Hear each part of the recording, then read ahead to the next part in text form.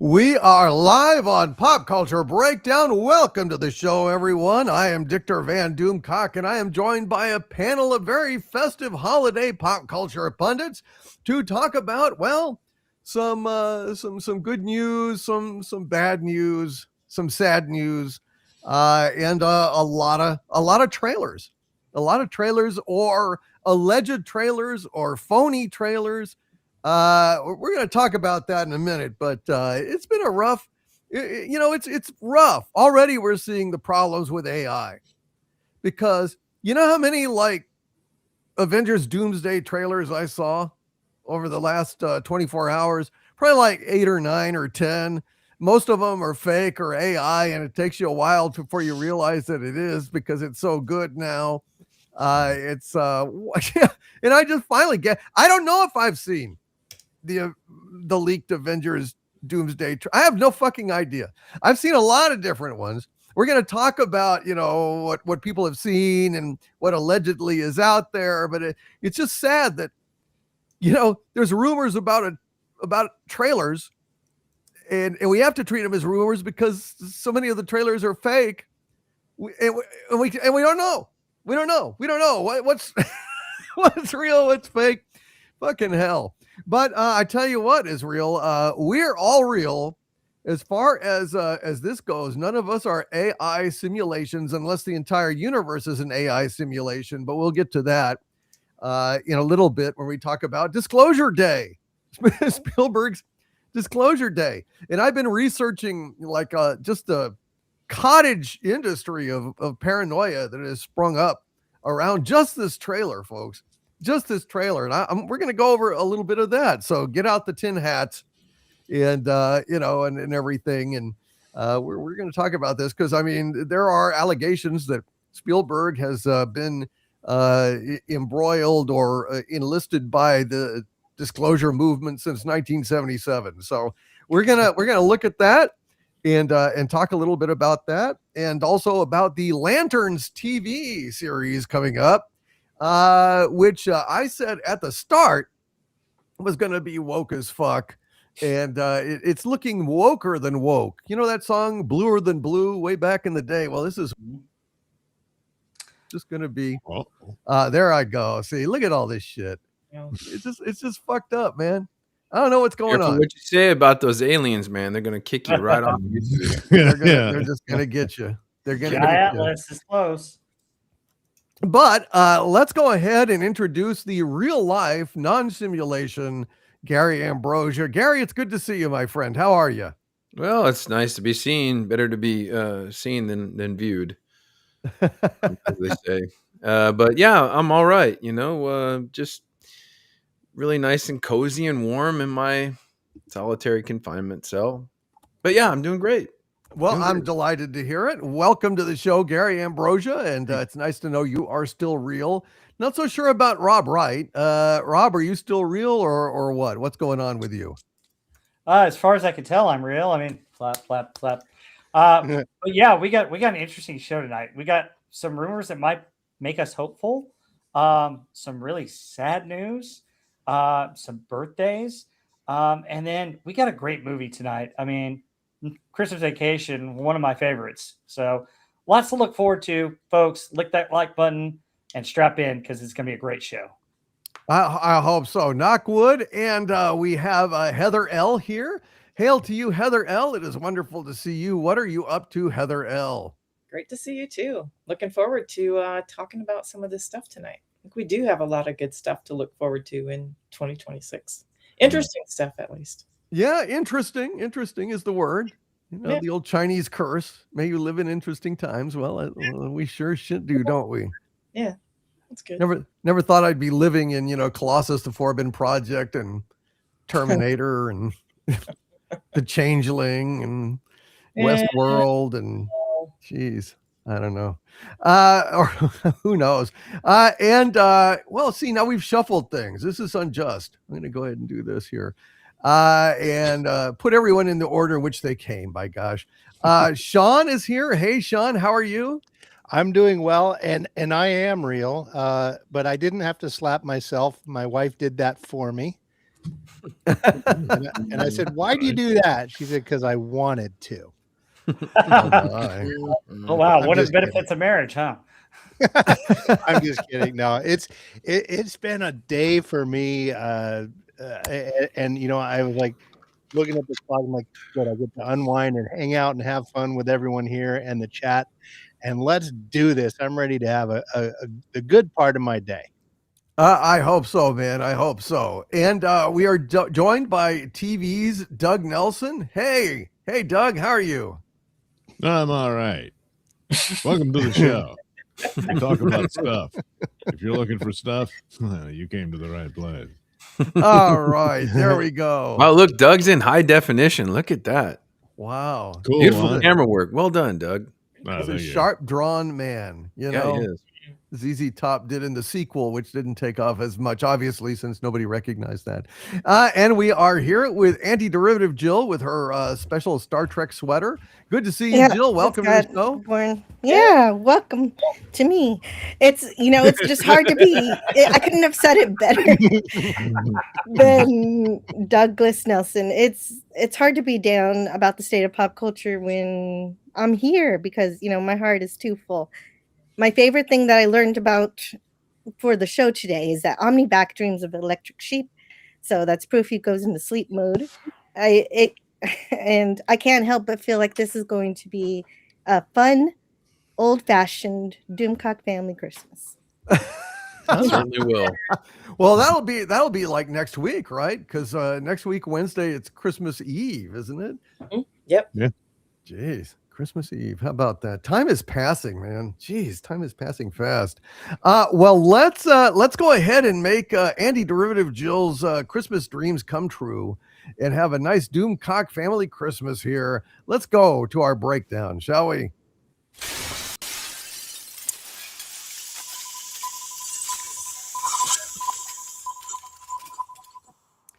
All right, folks. Well, let's go ahead and start out with all of the fake AI trailers that are out there for Avengers Doomsday.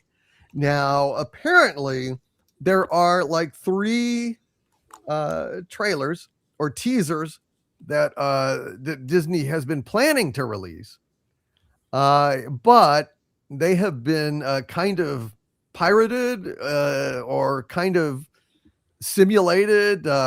Basically, there's a whole lot of AI gunk out there clogging up the pipelines on X, and I can't tell what the hell is real and what isn't real. So chances are I may have seen the so-called leaked trailer, the Steve Rogers one. I saw a number of them with fake Dr. Dooms and Tony Starks and stuff. But, Rob sent me like kind of a summary of some of these rumors, and they're interesting. So we're just going to go ahead and start off just talking about the summary of rumors, allegations, etc., and so on, some of which appear at this point to be valid. So here we go. New Doomsday rumor that Steve Rogers will not be killed off at the beginning, but he will put his uniform back on and lead the fight against Dr. Doom. Apparently, the rumors are that it's a sequel to Endgame, and Steve Rogers is leading the team instead of Pedro Pascal. Well, my sources, I don't know, maybe a year ago. I mean, this is a long time. I've got to take a victory lap on this. I'm going to go ahead and put a video about it out. I know the Cosmic Book News put out an article talking about this and giving me credit for this. But my sources had said that basically they were going to erase all the horrible Disney Plus Marvel shit that had come out subsequent to Endgame. and just start right at the end of Endgame and go from there, which of course would then imply that, well, everything else that you saw, that was just, that was just guff. It was just guff. It was tomfoolery. It was nonsense, chicanery, and shenanigans. Yeah, none of that. Don't worry about that. Here's the real story, which, thank God. Kudos to them. Kudos to them. This is fantastic. Now, as far as Steve Rogers leading the team instead of Pedro Pascal, well, that would be like incredibly cuck-like. I mean, super cuck to like take a back seat to Pedro Pascal. Pedro says, "Hey, it's Steve Rogers. It's Captain America. Hey, get in the back and I will drive us where we're going." Okay, Mr. Fantastic. He's just going to meekly get in the back. Yeah, I don't think so. Although, also in this rumor, he will be known as Steve Rogers rather than Captain America, because of course we have, Sam, what's his name, who now is, Captain Falcon, or, I mean, if Steve Rogers shows up and you're Captain Falcon and your movie Brave New World bombed and you lost money, just give him back the shield and shut up, put the wings back on, and let him be Captain America. Okay. I mean, are we really going to go there? Really, that would be awful. Okay. That would be awful. So apparently it's going to consist, the trailer is divided up into 3 teasers with scenes with characters. 1, Steve Rogers, 2, Thor, and I've seen a number of fake Thor trailers as well, and 3, Doctor Doom, a plethora, if you will, of fake Doctor Doom trailers. It's embarrassing. After these 3 teasers come out, apparently a full trailer will be released. There was a leak online about the Steve Rogers trailer that shows him with his son. Yeah, I did see this one. And then another shot of him riding his motorcycle to the house and getting his uniform out. Rob, what else do you have to tell us about any of this stuff? And have you seen any actual leaked trailers, or like me, just a bunch of AI slop? Well, I think I did see the Captain America one because it's interesting. I sent it to you guys and I sent it to Heather, and not long afterwards, Heather was like, "They got taken down," and it got taken down by Disney. So it was interesting. So that basically, you see him ride up on the motorcycle, you see him with the jacket, or with the uniform, taking it out, and then you see him with his son, and it basically says Steve Rogers will return and Avengers Doomsday, and then it goes to whatever the Doom Clock supposedly is. And then I've heard about a Thor trailer. Now, this is purely rumor. I can't confirm it because I haven't seen anything yet. But apparently, Thor is praying in the woods to his father Odin that he might survive to see his daughter again. And he goes after that into battle, in a big battle in the forest. And that's what that trailer is supposed to be. And then supposedly there's a Doctor Doom trailer that will kind of give a little bit of his backstory. And then in a couple weeks, we get the full teaser trailer. So it's interesting. I think it's the right way to market the movie, to kind of connect it to Endgame and use the characters we're familiar with. I'm cautiously optimistic, but the only thing that worries me, Doomcock, is if we get these trailers with these characters and we get these little snippets of it, what if they're selling these characters just to sell their couple minutes in the movie, and the movie really doesn't have very much of them? That would be disappointing. So I'm hoping that for the best, but I wouldn't be surprised if Disney was pulling a fast one just to try and get us excited for another Avengers movie. So that's well, I mean, because okay, so he rides a motorcycle to his house, gets his uniform out, puts it on, runs out to his motorcycle, and gets run over by a big limousine with a big Latvian D on the hood.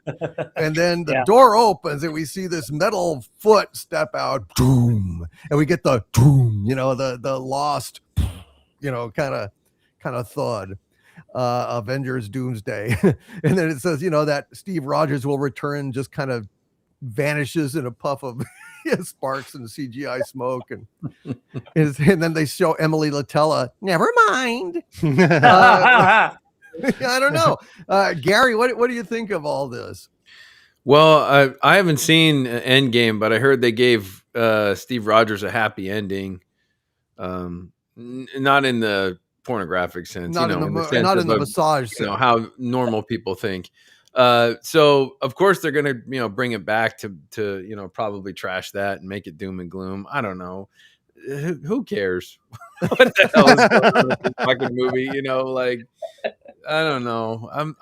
I don't know, man. You guys have been checked out of Marvel for a long time. It took me a long time just to watch these things, but I don't know. It seems like they kind of just generate a bunch of rumors about this movie just to keep people interested and hyped on it, right? I mean, that's kind of the feeling I get. Yeah, well, maybe. I mean, I don't know. I guess, whatever. Whatever. Well, that was Gary Ambrosia doing his impression of Doug Nelson, who we're going to come to in a minute here and see how accurate it was. Maybe we should go right to it right now. Let's see how accurate Gary's impression of Doug was. Doug, what'd you think about these rumors? I didn't.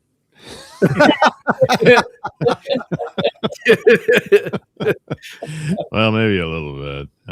Yeah, it could be some amount of shenanigans or whatever. I mean, usually like when they strike something or say, hey, take that down, then oh well, it's real then, or it's not. I don't know. But like Gary says, maybe not quite in the same way Gary did, but really, it doesn't matter. I mean, well, you're a comic book guy. I mean, you suffered through all of that shit. Secret Invasion. I mean, you bled on this. Oh yeah, I did watch it.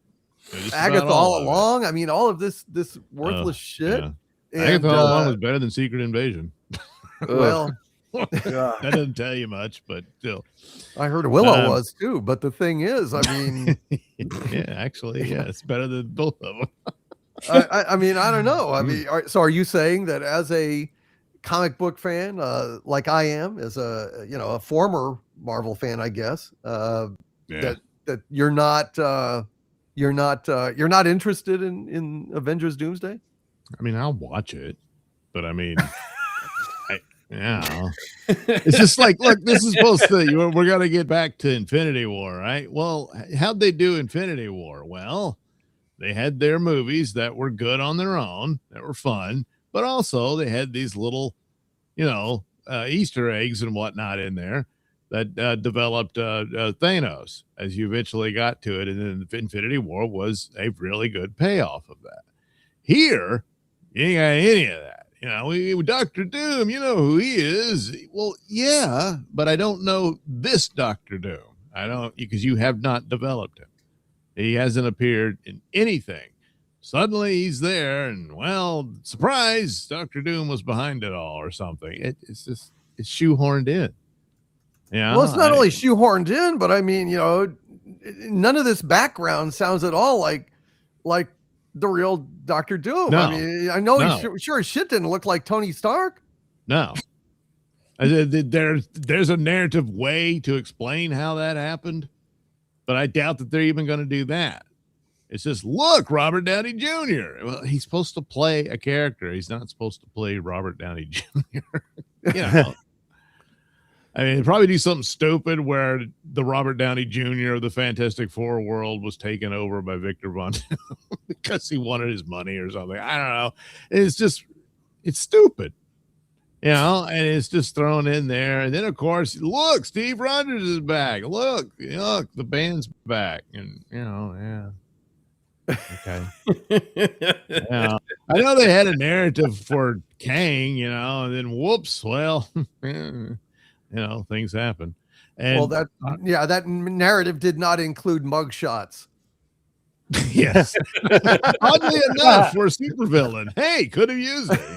Well, and it could have at least recast him or whatever. It's just desperate Hail Mary pass, and I don't know. And it's like, oh, hey, we want to take those traitors down. Why? There's no surprise. everybody's coming back as much as they can. And they're all going to do their Battle of the Network Stars, and Dr. Doom is going to be bad. Now, maybe there'll be some sympathetic story, but there's rumors that, Captain America traveling back in time to be with Peggy, and who could blame him? Haley Atwell. Come on, Dr. Doom, you understand.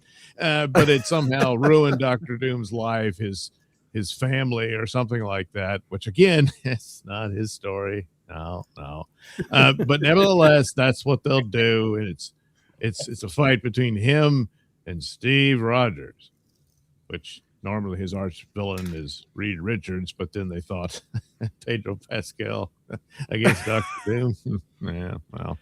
Yeah. So anyway, but there again, like Reed Richards, they didn't develop him either. He got one movie. He got a little more than Dr. Doom, but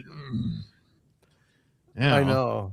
It's not enough. The weird thing is, it kind of would have been perfect, Doug, to go ahead and put Dr. Doom in that there Fantastic Four movie, So he had a movie ramping up with his arch, villain, his nemesis, Mr. Fantastic. I mean, Dr. Doom appeared in Fantastic Four #5, was the first appearance of Dr. Doom ever in the history of the world. So gosh, Yeah, doing the thing with Galactus is like, that's a plot for Fantastic Four 3. Yeah. So it's again, it's all shoehorn rush job stuff. Yeah. They haven't laid the foundation properly. No. Heather L, are you, what are your thoughts on all this Avengers Doomsday stuff? Doug is expressing a reticence, shall we say. What are your feelings? Yeah, I mean, it does kind of reek of desperation. I mean, it took them like 7 years to figure out that their new characters aren't popular, and they killed off the most popular actor and the most popular character at Endgame, and now it's like, we got to get them back. I mean, it doesn't make any sense. I hated the Robert Downey Jr. thing instantly when it was done. Now it feels like, they don't have any popular characters, so they got to bring back Steve Rogers.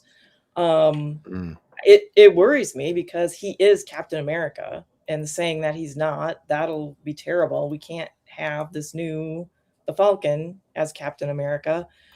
Actually, my favorite, I'm not a huge MCU fan, but my favorite MCU movie was Captain America, the Winter Soldier. And I think that, I love the Falcon as the Falcon. I love Steve Rogers. He's Captain America. And I think Sebastian Stan was just criminally underutilized. And if they wouldn't have killed him off, not that I didn't dislike his happy ending like a lot of people did, but you killed him off way too early. He was a great character. If you would have had those 3 guys and had a series of other movies, them doing more stuff, they would have been way more popular than all this garbage that they've come up with, these horrible shows. And they ruined the Falcon and the Winter Soldier with making it woke, political. So they've screwed it. Now they're trying to do a big take back and fix it all. And I don't trust their writing, which is usually horrible. I'm worried that they're going to just trash Rogers more, make him look weak and stupid, and it's all his fault, that the universe is, messed up. Dr. Doom's just misunderstood, and this is their bullshit storyline that they always have. So no, I hear you. I agree. And it's really upsetting about that they're not gonna call him Captain America. Steve Rogers is coming back. They're not going to call him Captain America, but in negotiations with his agent, he made it quite clear they at least will not strip him of his rank. So he will be referred to as Captain Mr. Rogers. And I can just see it now. It's a beautiful day in this neighborhood, a beautiful day to fight evil. Avengers assemble. Avengers assemble. I mean, that's what I've heard. I don't know. I could be mistaken, but let's go ahead and ask Sean, because Sean also loves comic books, as I do. Sean, what do you think about that, Captain Mr. Rogers? So let's make the most of this multiverse day. Since we're together, we might as well say, wouldn't you come? Won't you please? Won't you see my movie? Hi, neighbor. Today we're gonna talk about really fucking bad trailers. Can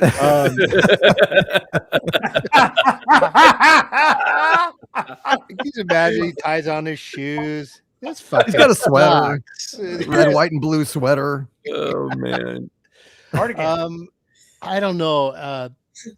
AI trailers probably to show off AI written plots. I mean, no, this is yeah, nothing. None of this is. I mean, I see so much apathy. So many people are just black-pilled on this stuff, and I'm just like, okay, how many more billions do you need to lose, you guys? I mean, this is. I really wish I could find out how much they've put into this.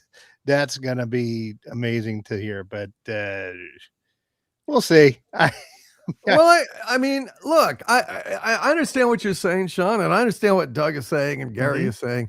I mean, am I alone in hoping against hope that that it doesn't suck, that somehow the Russos work their magic, somehow they get some good, like I heard the Deadpool writers might be, you know, coming in on this thing, and you know, they're good.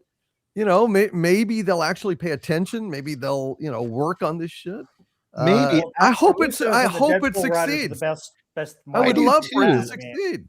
But with the It might amount be of characters that are going to be in this, I don't see how it can be that's- good unless it was part 1 of 2 or something like that. Well, it kind of is. I mean, it's, you know, I mean, it goes into Secret Wars, but Yeah. no, look, there's no denying everything Doug said is correct. Everything Gary said is correct. That, you know, you needed to build up to this. I mean, we had what, 20 movies leading up to Infinity War or something along those lines. I mean, so I mean, it makes a big fucking difference. But this is just like, whoop, you know, it's like that needle skip in the Sopranos theme song. Whoop, woke up this morning, you know, it's like whoop, and we're back with a whole other like take on the Marvel universe that you never saw. Okay, and go, you know.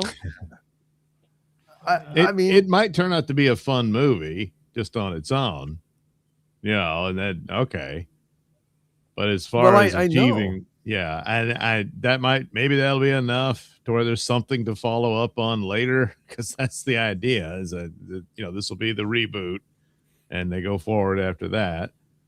Yeah, maybe, but it's just there's just no denying that this is a huge mess, and not by accident. I mean, they deliberately pursued crap for years, and look where you are. So, it could be a fun, rollicking little movie, and won't that be nice? Well, a little movie to the head. Yeah. Something that does give me hope is, number one, first of all, the trailer that I saw got taken down, which may indicate that it's true. And you know, if you're going to show Steve Rogers' son in it, that gives me a little bit of hope that it might not be, that he might have a bigger role if you're going to show that he's doing something for his kids or to protect his kids in the future. So that gives me some hope. But, you know, the stuff that we've seen the last couple of years is crap. But we've got the Russo brothers who've done good stuff, and potentially, like you said, the writers of Deadpool who've done good stuff involved in this. And then I've heard rumors, speculation that this may be 3 movies rather than just 2. So I've heard that too. I've heard that too. You know, well, we'll see. Andy Masterson is here, and Andy Masterson, like a number of us here, are old school, you know, comic book expert and fan, big Marvel fan. So Andy, did you see any of these purported leaks or trailers? And what are your thoughts about Avengers Doomsday? Because I mean, you've heard kind of the various takes here. I'm hopeful, but I share their skepticism. But what do you think? I have the feeling that Marvel is. It's like, ever see the cartoons where the horse is on ice skates and he's trying to desperately try and get a foot like on the ice and trying to figure this out. A hoof. A hoof. Yeah. Thank you. Like, you know, but so I think Steve Rogers, like Disney is trying so desperately to not offend anyone that they're offending everyone. They're terrified to go and say that Sam Wilson is not Captain America because, like, despite the fact that everybody else that's been Captain America isn't referred to as Captain America, it's okay to refer to them as who they were first. But Sam Wilson, now that he's been upgraded into a hand-me-down character, is now he is like you can't touch that. It's a sacred cow. Steve Rogers, the only reason you're bringing him back is because, well, his movies sold and his merchandise sold, and that translates to money, and a business needs to, that's right, make money.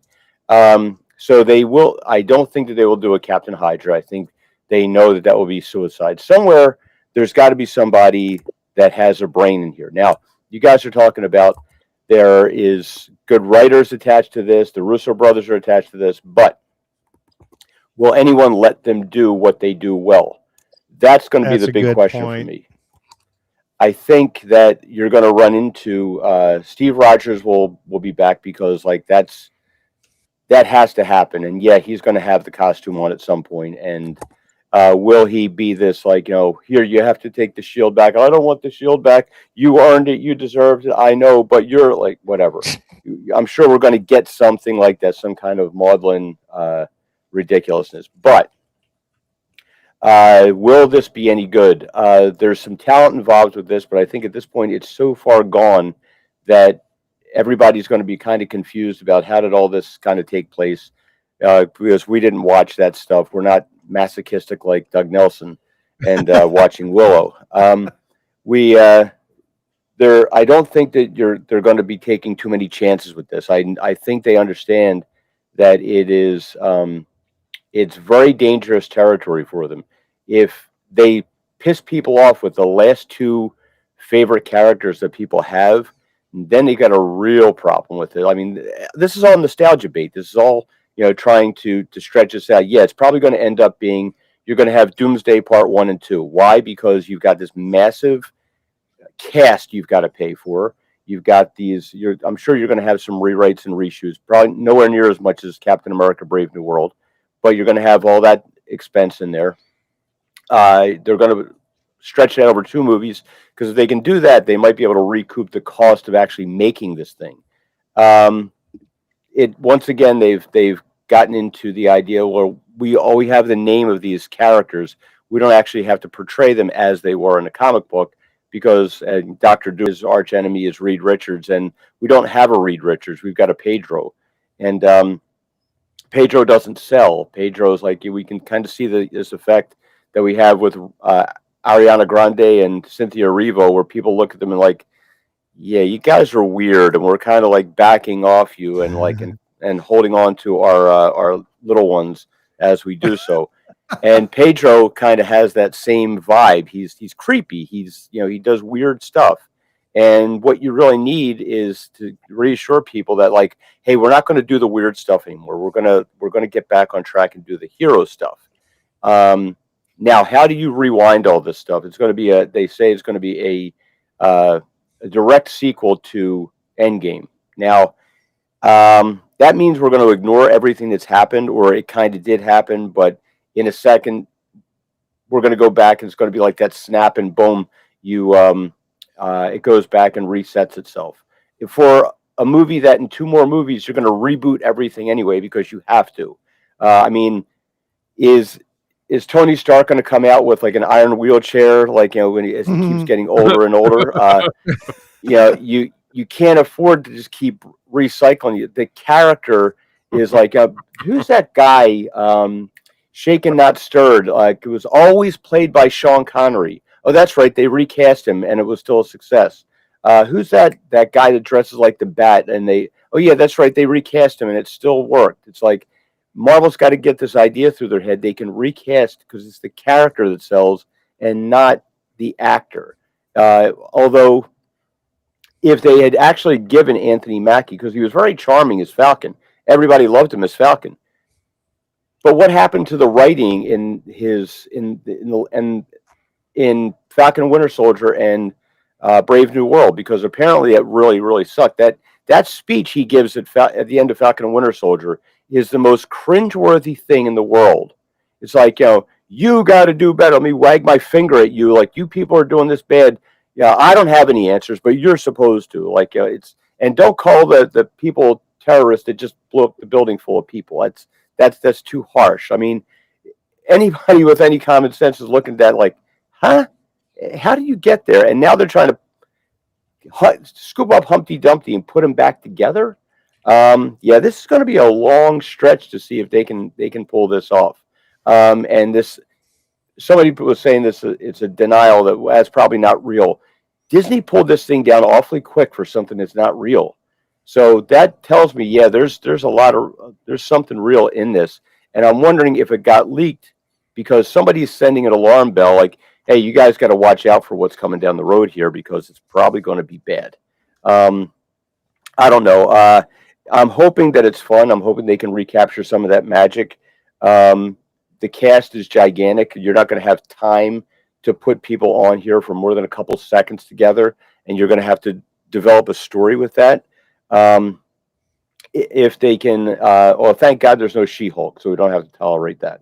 But yeah, I'm not optimistic for this. I would love to have my old MCU back. I would love to have that. I'm not holding my breath for it though. I think they've alienated everyone that has enough talent to do the movies the way they did. Well, I think that there is no doubt in my mind whatsoever that by the end of this cycle of movies, everyone is going to be recast. Everyone. Like it's probably going to wipe out this entire timeline to explain why, hey, we've got a new young Steve Rogers. We've got a new young, Mr. Fantastic. We're going to just like, oh, it's the multiverse. So, shit. They're going to tap into the Muppet Babies dimension and everybody's going to, be younger and, and sing happy Muppet songs and moving forward, MCU phase 9 or whatever the fuck it'll be up to at that point. I mean, that's the whole point. Everybody's going to be dead and recast.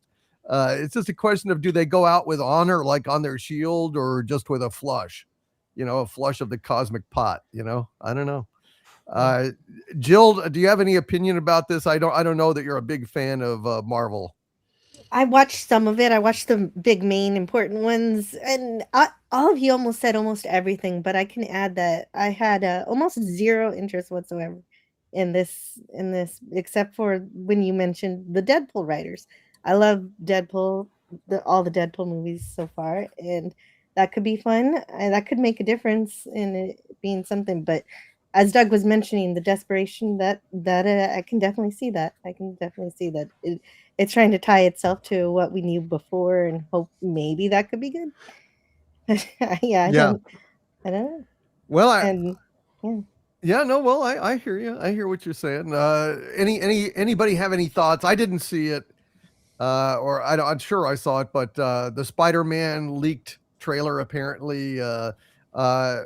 Rob, what did you think about it? Well, first off, hard to believe that it might be real, just because it's this guy shooting it with his phone on a computer screen, and it just looks so crappy. But it was taken down, so there might be some merit to it. The key part was that at the beginning, he's apparently writing a letter to Mary Jane explaining that you don't know me, but we knew each other and I had to protect you. And oh, by the way, I'm really Spider-Man. And then the big thing about this is apparently Sadie Sink's character knows who he is for some reason. And we don't know exactly who she is. There's speculation that she's some kind of mutant or she could be somebody else. But apparently he has a conversation with Hulk. Apparently the Punisher's in it. Apparently there are a couple other Spider-Man villains in this. It's interesting. I guess we'll wait and see what they do. But my worry about Spider-Man is, are we going to have too many characters to where you dumb down Spider-Man and you dumb down the story? And that's what I worry about with that, because the last one was perfect with the 3 Spider-Mans, and you had all the villains, but you had particular plot points with every single one of them. And it really tied the Spider-Verse together. and I want them to be able to build on that, not rip it apart. No, I agree with you. I think that Spider-Man No Way Home was fantastic. Whose Spider-Man universe is this? Which guy's playing Spider-Man in this? Tom Holland. Tom Holland. Yeah.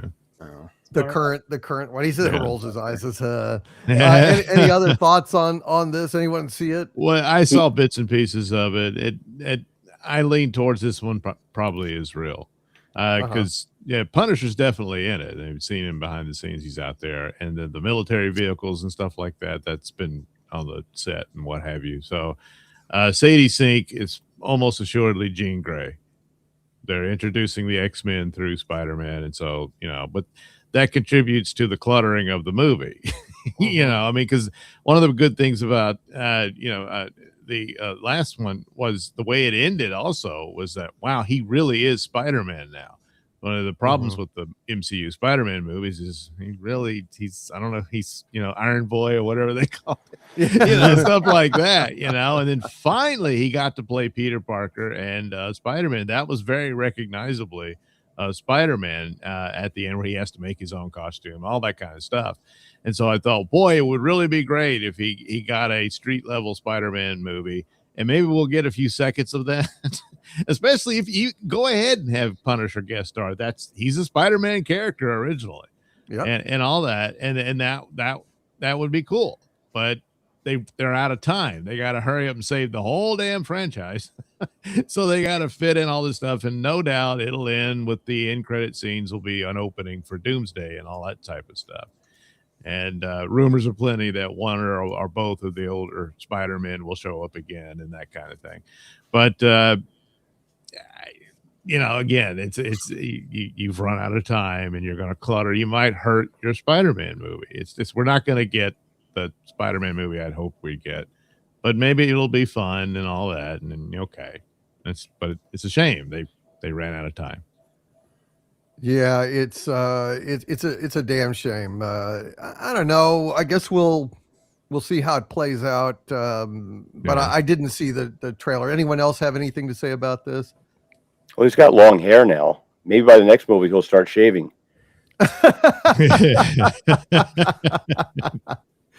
Doug's right, though. It's a shame that they're shoehorning this in here. He's going to swing into town, hopefully with the penicillin that's going to save the MCU from the syphilis. But I don't have high hopes. Jean Grey, as a teenager, doesn't even have telepathic powers. She's just like telekinetic. So that means they're going to like deviate further from the original lore, the stuff that's sold, and compared to like the stuff that doesn't. So, yeah. And I don't know that this girl is I've seen her in Stranger Things, but Stranger Things is Stranger Things. It's not really. I haven't seen her act in anything else, and I don't know whether or not she's got the chops to really bring some gravitas to it. Certainly it'll step up from Zendaya, who does a plank of wood very well next to Mikey Spock, but that's neither here nor there. So we'll see. Yeah. Okay. So it's not like, well, we haven't seen these trailers in their proper presentation, and they're not really coherent. I mean, we're having to speculate because of all the AI slop that's out there, but they get called on it pretty quick.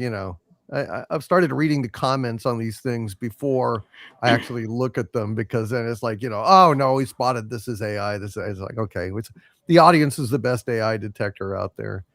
Were you raising your hand, Heather? Did you have something to say, or no? Okay. Well, like I said, if this does take place right at the start of Endgame and it's like a big reset for the MCU, then my sources were correct, and I'm gonna take a victory lap on that one. I'm gonna prepare a video about this, but I'm gonna make another prediction right here and right now, folks. This is a bold prediction, and you heard it first right here from me. I predict in a Criswellian fashion that Avengers Doomsday is going to make a lot more money than Ella McKay did. And Ella McKay is a Disney movie. It opened this past weekend, and a lot of you out there are saying, what is what is this Ella McKay? And you're not alone. In fact, you're in the vast fucking majority, because this opening weekend of this Ella McKay movie is one of Disney's worst movie openings of all time, maybe the worst. Some are saying it's the worst. Certainly it's like historically in the top 50 worst movie openings of any movie in a broad release pattern. So basically, Ella McKay, this is how bad it was, folks. This is a disaster. Ella McKay opened in, I believe it was something around 2,500 theaters nationwide. And you know how much it grossed? $2.1 million. $2.1 million. And OmniVac calculated that out to something like each theater over the entire weekend made $840 or something something like that. So I predict that Avengers Doomsday is going to drive Ella McKay into the ground. And to be fair, I mean, Zootopia 2 has been a big hit for Disney. I don't know how Wicked 2 is doing for Universal. I think it's probably doing okay. I don't know. I think it's not doing nearly what the first movie did, but I'm really not in the loop on that. Rob, any thoughts on Ella McKay making $2.1 million on its opening weekend in over 2,000 theaters? Wow. Good job, Disney. Way to market a movie. No, I just pulled up and I'm reading about it, and oh my God, this movie looks horrible. It's also very political and apparently and very much about thumbing noses in political ranks, and we don't really want to talk politics on this channel. But yeah, it's just Disney didn't market it. I had no idea what this movie was. I've never seen a trailer. I didn't even know who this character is. Why are you putting out a movie without giving it any kind of support or marketing? Why don't you just put this on Disney Plus? It probably would have done better. I mean, this is an embarrassing flop. And Disney, what are you doing here? Get some people in here that know what they're doing to put out good movies that people want to go see. Not this crap. Yeah. I mean, on a holiday, weekend, against this kind of competition, $2.1 million. It didn't even make 10% of its budget back. Right. Its budget was like $35 million. Yeah, $35 million, a spare $35 million. Yeah, but it couldn't even. It looks like it looks like some carbon copy of some movie, kind of like The Big Chill or some bullshit like that. I mean, is there a market for that now? I don't know. I couldn't tell you what it was about. I don't know.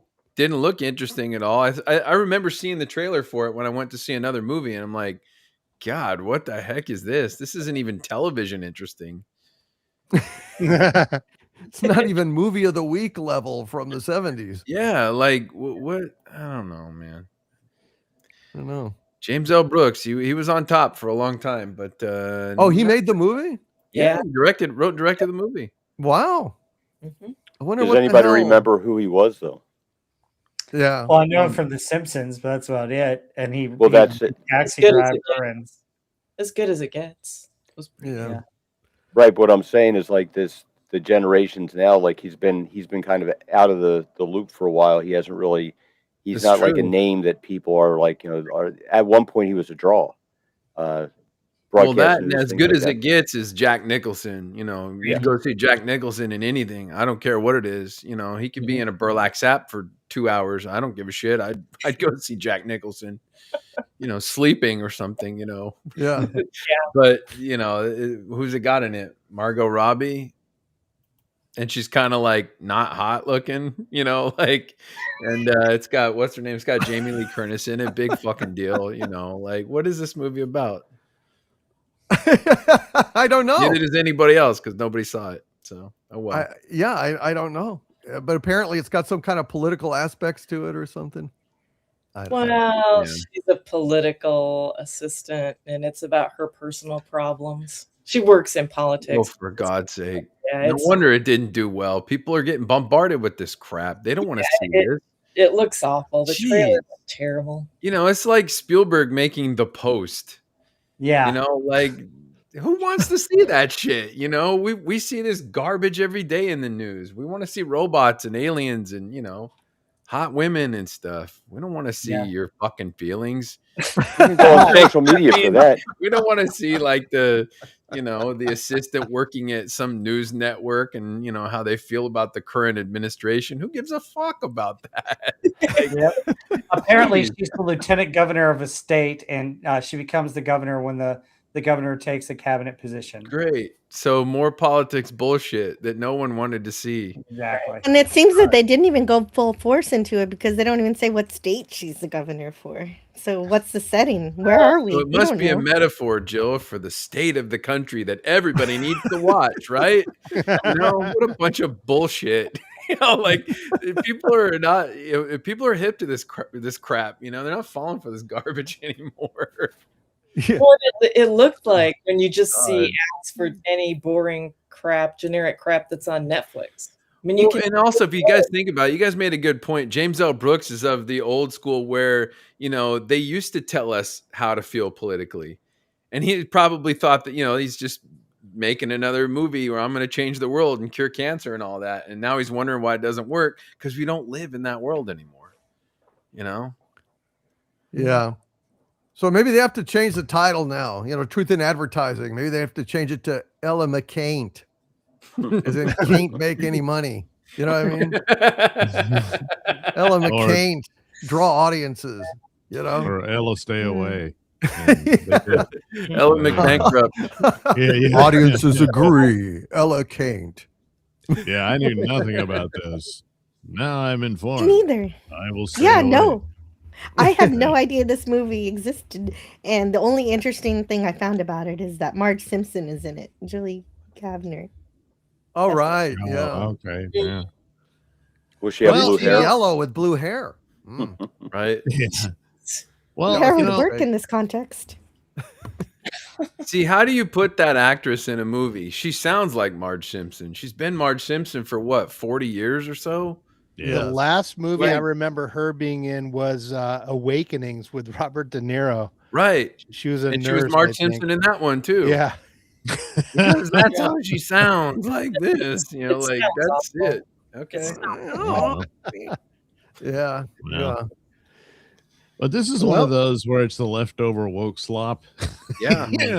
And you either, like Rob was saying, just dump it on the D plus, or go full Zasloff and take the tax write-off and bury it. I mean, I know they probably got a truckload more of these. What are you gonna do? Cool. Well, they say, Disney it was only Plus. 35 million. Yeah. Okay, yeah, that's true. At least it's not 100 million, 200 million. You're losing those too. Yeah. This is a smaller loss compared to all their other bigger losses. Exactly. So, hey, How many write-offs can you have? Yeah, no, yeah. Well, it's a lot. Pay this much in All right, taxes. put it out there. It's like that line from Princess Bride, like, no, your friend's only mostly dead. Well, and I wonder if they filmed it in Britain so they could get further tax write-offs for it. Yeah, it could be a nice little, Cayman Island style, like, money laundering scheme. That could be too, like the book. Only deals they 35 all have million? and, I don't think yeah. so. That's a good point, Rob. That's like a, handkerchief in terms of the money launder. I mean, it's not even a full suit.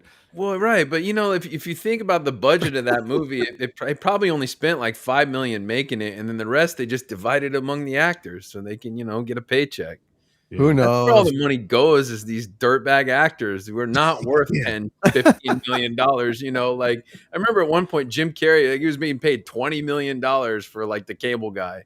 It was obnoxious. It's like, we still had Patrick Stewart at that point was still working for like $250,000. Like $20 million for Jim Carrey. That's when that shit got like peak outrageous. And Right. now, Yeah, back in the it's day. like Yeah. it's like, oh well, I'll take a producer credit to accept this money. It's bullshit. Yeah. It's got to be like money laundering because they take the paycheck, they make some piece of crap, they crank it out and it doesn't make any money, and it's like, well, we tried, well, that actor scored, like they won the fucking lottery. They probably showed up, barely phoned in their performance, and that's exactly what this thing is. Well, I don't know, man. I haven't seen it, and I'm not going to see it. So I guess it will remain a mystery as to the charms, dubious or otherwise, of Ella McKay. All we know is that. But think about the poor theaters that booked this. Yeah. And I mean, Yeah. it's a blue Christmas without profits. It's just empty seats. God. Well, and the Empty running time seats. is 115 minutes. That thing's almost Sure. 2 hours. That's the other thing Oh. is, like the movie we're reviewing tonight is a little over an hour and a half. And back in the day, that was really the target, was about an hour and a half to an hour and 40 minutes. Jeez. Nowadays, movies are way too damn long.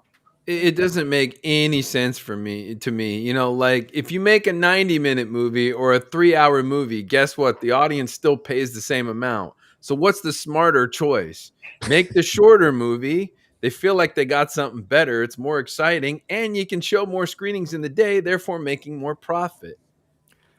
Well, that's the thing, It's like in Annie Hall. Remember Woody Allen's opening, 2 elderly women are dining at a Catskill Mountain resort, and one of them says to the others, the food here is terrible. And she says, I know, and in such small portions. And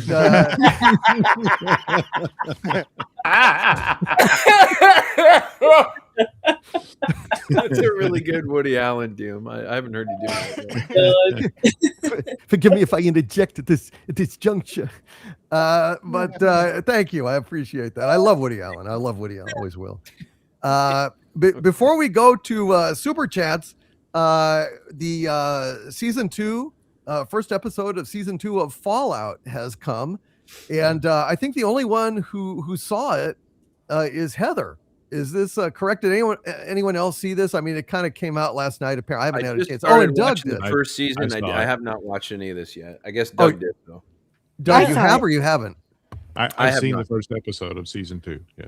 Okay, well, we won't go into deep. Oh, and Jill has. So real quick before we go into hour 2 of this thing, we're going to do a few super chats, but let's just get a quick overview of how does this first episode of Fallout season 2 stack up to season 1. I really liked Fallout. I really did. I thought it was very good, and I'm looking forward to season 2. Heather, we'll go just right down the line. Heather, what did you think? I really liked it. I think it's the same as season 1. It's got that over the top kind of cartoonish gore and violence. It got right going. It didn't waste a bunch of time talking or exposition.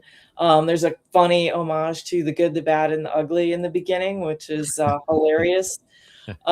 Lucy and the Ghoul are such a great duo just because they're so opposite. I think it's hilarious. The music is great again, and the songs are kind of complementary to what's going on in the scene. It's great because has a serious story in a dystopian universe, but it still manages to be fun and funny. And that's what's missing, I think, in a lot of the shows today. So I thought it was great. I'm looking forward to more. Good. Some good holiday news, folks. Doug, what'd you think? Well, it's all right. No, it's pretty good. A lot of these things is like you get a great first season of a show and you say, oh, so that's the bait, huh? And then the switch is next season. How many times? But so if it's only one episode, it could still be horrible stumbles or stumble if they deliberately do it, and that sort of thing. But so far, so good. It carries on very well from the first season. And yeah, Heather's right. The duo is really good. It's very strong with Ghoul and Lucy, and could probably carry the rest of the series if they maintain that and do really well with it. So yeah, I'm on board with it, and so it's a good show. I mean, it's super cool also that it has evil Dark Lodge, Agent Cooper is her dad, Right. and look what he's done. Fuck. Yes. Bob's got nothing on him. Oh no. Hey, Bob, hold my beer. Watch this. The whole place Little is Twin Peaks. devastated in radiation and everything. Yeah. Yeah, just like home in the Dark Lodge, the Black Lodge. The Yeah. Black Dog runs at night. Andy Derivative Jill, what'd you think of it? Oh, I think it was super fun. I guess it's a setup, so there's a lot of setup there. But I think Lucy's still really great. She's still that she's still got some of the naivete of a bold dweller, but still with the character growth we got that the Wasteland taught her. But even better, her little brother seems to be doing giving some extra strength in terms of decision making, overcoming the terrible situation he saw him in last season. I like where he's going. No brotherhood yet, but there was a teaser at the end that made it look like we might go to the Commonwealth pretty soon, which I wasn't expecting. I thought we were just going to be in New Vegas. So, well, I'm excited about it. Maybe we'll go ahead and start reviewing this show next week, because I think we all should be watching. I mean, God knows it's one of the few good things that's out right now. So be kind of foolish not to actually watch it if we can. And I mean, people in the chat are saying it. Doc Me FF1 says, I thought season 2 episode 1 was great. So a lot of people are really digging it, and I've heard great things about it. So sounds good. Kudos to them for making this great show. All right, let's go ahead and get to some super chats before we get to some of this other news and a couple of fond farewells. One of which I just learned about, courtesy of Michael Beacom. Just during the show, and it's a hard one. Let's get to these super chats here.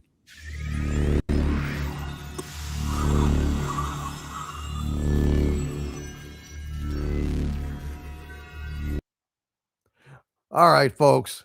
Thank you all for your patience. Let's go ahead and see what's on your minds here. Clint Skinner 007 renewed as his channel membership. Hail to you, Clint Skinner 007, and thank you, my friend. We really appreciate it. Hail to you. Mr. Eagle Flying with a $10 super chat. Hail to you, oh flying eagle-y, sir. Mr. Eagle Flying says, a moment of silence for Gil Gerard, TV's Buck Rogers. Yes, sir. We're going to talk about all the good people that we lost this next hour, including Rob Reiner and the great Bob Burns. And for those of you who didn't know who Bob Burns is, we're going to go ahead and educate you on that. But it's been a sad week for pop culture. It's been a sad week for pop culture. Thank you, Mr. Eagle Flying. Sigvaldason, the high priest of the cult of Harvey. Thank you, Harvey. Yes. The high priest of the cult of Harvey with a $10 super chat says, you're watching Harvey Cthulhu Presents Pop Culture Breakdown, a Harvey Cthulhu production, TM. Thanks to our panel and the host, Doomcock. Thank you, our Eldritch God, for this show. You are welcome. Sigvaldason, the high priest of the cult of Harvey, TM. Yes. Thank you, Sigvaldason, you deranged cultist, you. And Descendant of Madness, who's been a channel member for 28 months at the Doomentite level. Hail to you, Descendant of Madness. Says, I know you've already done a lot of his movies, but maybe next month, a Rob Reiner movie. Also, if you can find Buck Rogers in the 25th century theatrical.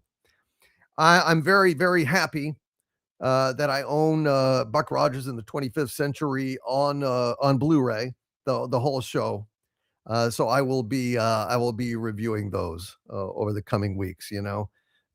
Geez, yeah, we're gonna get into that. But thank you to Send Into Madness, and just awful losses, folks. Gee whiz! I mean, it's really 2025 has not been a great year, folks. It's not been a great year. Clint Skinner 007 with a $2 super chat. Hail to you, Clint. He says, rest in peace, meathead. You will be missed. Absolutely right. Absolutely right, Clint. Thank you for that, my friend. Thank you. And Clint Skinner 007 with a $2 super chat again says, Disney making film of Gaston. What? How? Why? I don't. What the hell is Gaston? I don't even know what. Beauty and the Beast. Oh, The villain. okay. The villain. Once again, they're doing a villain. And he's only misunderstood. Yeah. He's only misunderstood. Good old Gaston. Yeah, now I remember. He was the douchebag villain, the macho asshole. Yeah. I never really liked Beauty and the Beast. I felt when it came out that it was a cheap carbon copy of The Little Mermaid. Structurally, you had exactly the same type of songs filling the same type of slot, and it just, I don't know. To me, The Little Mermaid is a timeless classic, and Beauty and the Beast is an okay movie. It's okay. It's all right. I'm very Doug Nelson on that. But I know I'm in the minority here. I love Angela Lansbury too, but candlestick. I don't know.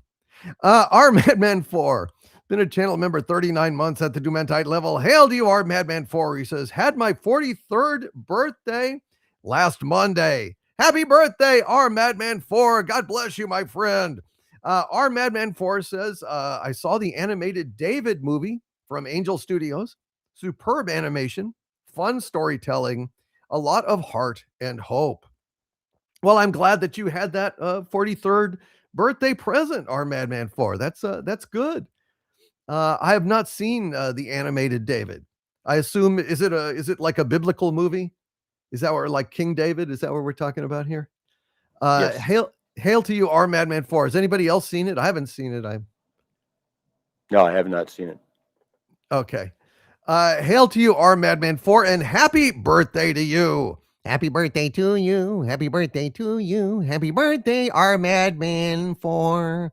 Happy birthday to you. And many more, my friend, and many more. And Mr. Eagle Flying with a $10 super chat and a roll call, if you will, talking about 2025. Thank you, Mr. Eagle Flying, for this super chat and this list. He says 2025 was a tough year. Gerard, Robert Redford, Val Kilmer, Diane Keaton, Rob Reiner, Brian Wilson, Connie Francis, Ozzy Osbourne, Kari Hiroyuki Tagawa, Diane Ladd, June Lockhart, Ace Frehley, and others. It has been a tough year. It's been a tough year. There's no doubt about it. We're going to go ahead and talk about that, like I said, here in just a few minutes. But geez, man, fucking awful. Bun 299 was an arch villain of mine that I got to speak with just a few hours ago. Hail to you, Bun 299, with a $10 super chat. He says, we are 1 month out from Freerun Beyond Journey's End Season 2, something I forgot to mention in the arch villain live stream. The panel needs to watch Season 1. It's a must-watch show. And Bun 299 has some really good taste, folks. So when he says, hey, check out Season 1 of Freerun Beyond Journey's End, give it a try. He knows what he's talking about. Hail to you, Bun 299, and thank you very much for that recommendation, my friend.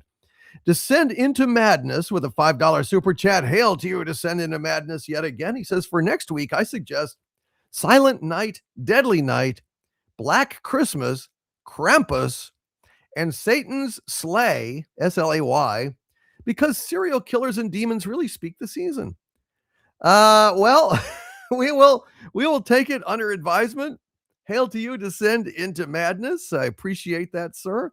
Hail to you, and thank you for the suggestion. That's very interesting. Interesting take, interesting spin on it. Agent Pepsi 1 with a $5 super chat. Hail, Agent Pepsi 1 says, one of my sci-fi heroes, Buck Rogers, Gil Gerard, passed yesterday. It is a colossal loss. Glory to William Buck Rogers. You will live forever. Amen. Thank you, Agent Pepsi 1, and God bless Gil Gerard. We will be talking about this in just a little bit, as I said. But I want to thank you all for this, calling this out. Matthew McGee with a $10 super chat. Hail to you, Matthew McGee. Says, hail, Doomcock. Did you see the trailer for Disclosure Day? It dropped this week. If so, what are your thoughts? Have a Merry Christmas. What are my thoughts? Well, we're going to actually discuss it Here in this next segment, Matthew McGee. So just sit tight on that. I don't want to, kind of rain on everyone else's parade. I want everyone to have a chance to weigh in on this, but it is very interesting. It has generated a lot of discussion. Some of it conspiracy oriented, some of it just noting the interesting parallels in Spielberg's film career, and we're going to talk about this very shortly. So just table that for just a minute, man. We're going to get right to it. And Edward Bailey, hail to you, arch villain Edward Bailey, with a $20 super chat. Good to see you, Edward. Thank you for that support, my friend. He says, Christmas Vacation is my favorite Christmas movie. Great cast across the board, including Randy Quaid, Betty Boop, and Bill Murray's brother. Thank you, Edward Bailey. I love it. I like that. Betty Boop and Bill Murray's brother. Randy Quaid, he got probed in Independence Day. Yes, repeatedly. That's at least what he said. That's what he claimed. Hail to you, Edward Bailey. Scott V with a $5 super chat. Hail, Scott V says, hail, Doomcock and panel.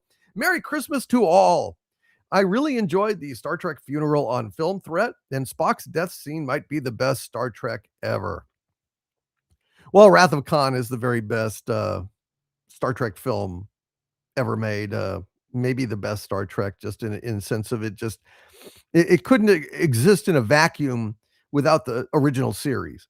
But it is just like a wonderful kind of ultimate culmination of the original series. Although you could also make the argument that Star Trek 4 really did wrap it up, the whole thing. But Wrath of Khan is just beyond compare. It's truly a masterpiece. And I hear what you're saying, Scott V. But yes, Star Trek is not in such great shape these days. I really hope that maybe the rumors that Skydance is going to fix this shit may have some validity to them. I'm watching it, but I hope so. Tony Cicchini with a $5 super chat. Hail to you, Tony Cicchini. Mentioned some idiot who's mocking me. I'm not going to give him any publicity or anything. I don't care. Hail to you, Tony Cicchini. I haven't heard anything about this guy, and I'm not going to give him any kind of boost or anything. Dan Crane has been a channel member for 50 months at the Doomantide level. Hail to you, Dan Crane. He says, Merry Christmas to y'all. Merry Christmas to you, Dan Crane, and hail to you, my friend. Thank you for being here tonight. And Trevin Lane with a $5 super chat. Hail to you, Trevin Lane. He says, hail DC, panel and chat. Sorry I'm late, just getting home from work. Got to pay for my Android army somehow. After all, Doomsday is doomed. No hype. Well, hail to you, Trevin Lane. They can't abuse. They cannot abuse the Marvel universe. Turn it, give it a sex change operation and foist it on us. And, we don't even know what pronouns to use on it, for God's sakes, anymore. And now they say, no, we're just kidding. Hey, it was all a dream. Here, we're going to fix it, Well, I hope they do. I don't know how successful they're going to be, but I certainly hope that they do. And I don't know what else to say. I'm rooting for them to succeed, because that means we'd get some more good movies. I'm dubious that they can, but I'm hopeful, knock wood. I hope it helps. I hope it helps. Hope it helps. Echoes of the ancients with a $10 super chat. Hail to you, oh echoey one. Says, hail to all. Will there be even one movie to see this Christmas?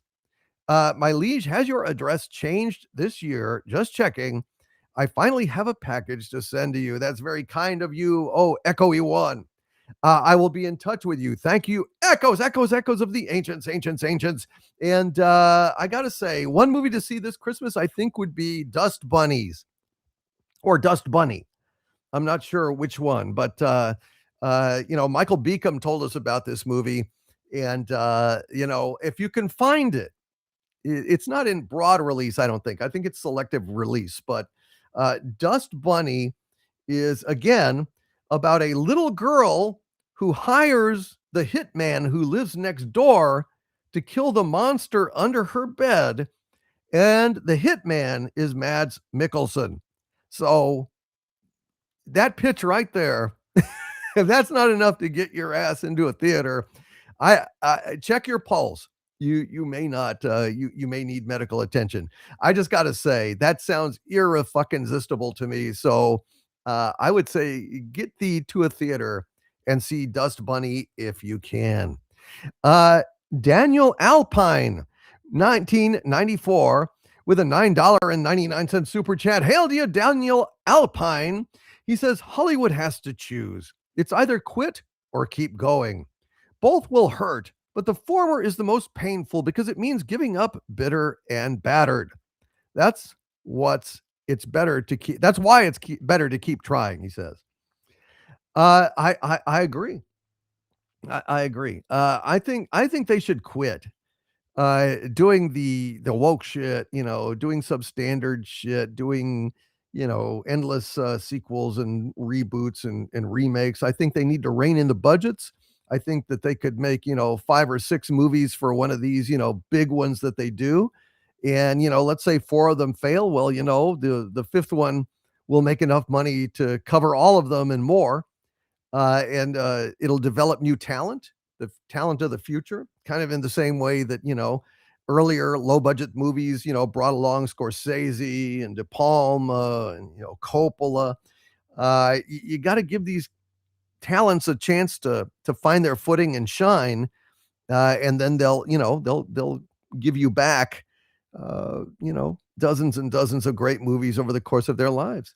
That's the way forward, instead of just gambling, the farm on, these giant movies that, often are worked to death and, they're scrapbooked to death.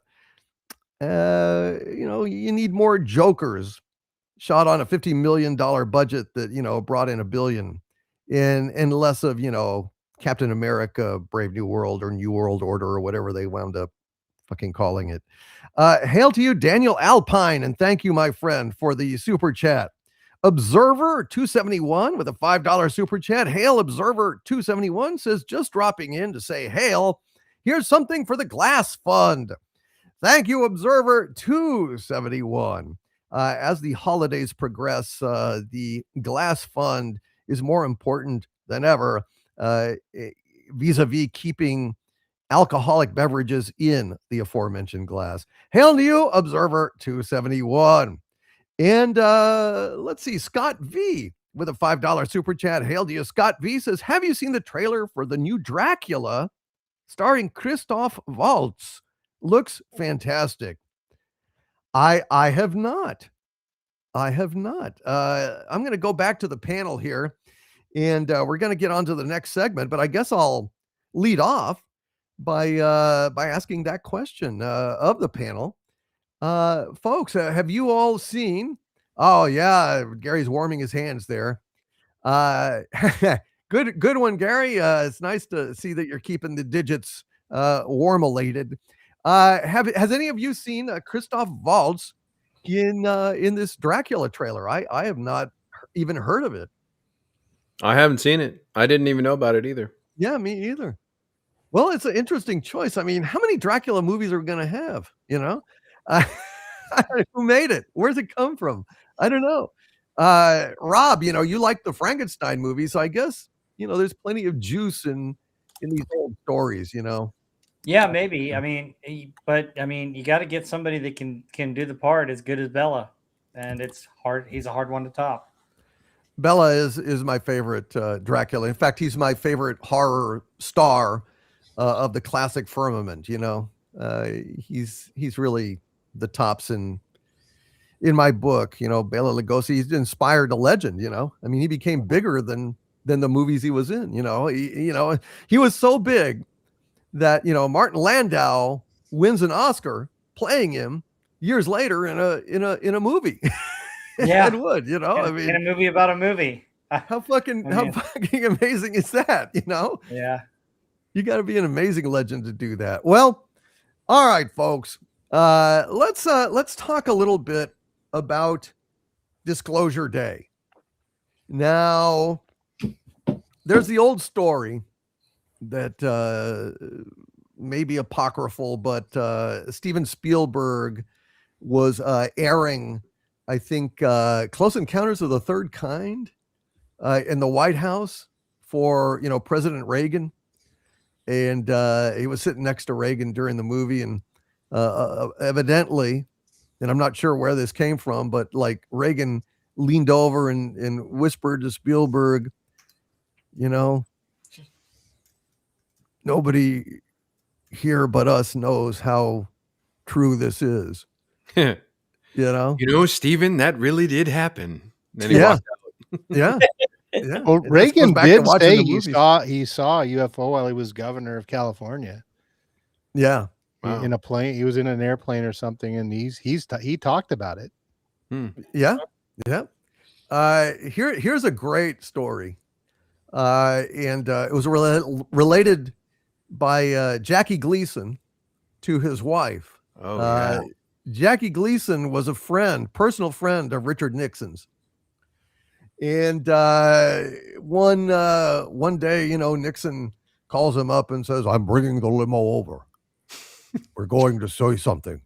And the great one, Jackie Gleason, gets in the car, with the Secret Service and drives out to a Air Force base. They go in, and Richard Nixon shows Jackie Gleason frozen alien body and wreckage, and tells him it's all real. Jackie Gleason comes back from that, and his wife says he was just pale as a ghost, and he he said what he had seen. And I saw an interview with Jackie Gleason in his home, and he lived in a round flying saucer shaped house. Yeah. Wow. I didn't know that. He was obsessed with the UFOs, Jackie Gleason. Wow. And that's probably why Nixon took him and said, "Okay, you think UFOs are funny, eh? You think they're fun? Wow. Well, let's go have a look." Bang, zoom. They used to that's right, exactly. To the moon, only you don't want to go to the moon, Alice. There's aliens up to there. the moon. I'm going to Mars. But Gleason was a believer, and this is another apocryphal story. But folks, Spielberg has been at the forefront of the or allegedly rumored to be at the forefront of the disclosure movement since way back in the day. I spent some time, I looked at the Disclosure Day trailer. It's a movie that Spielberg is coming out with about alien disclosure, where the world becomes aware finally that aliens are visiting.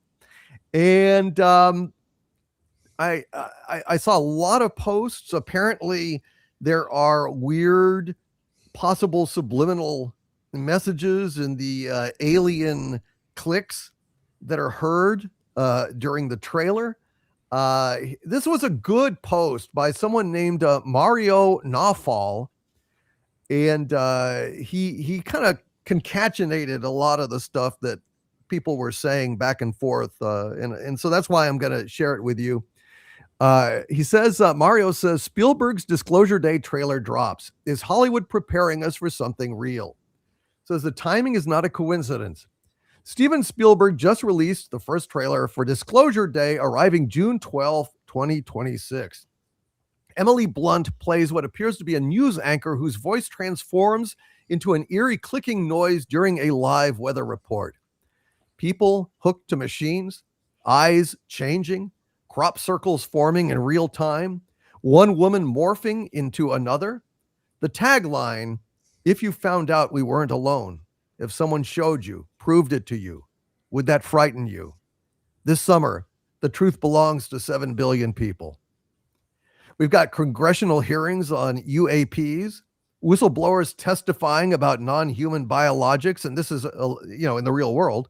Pentagon officials using words like disclosure in official briefings.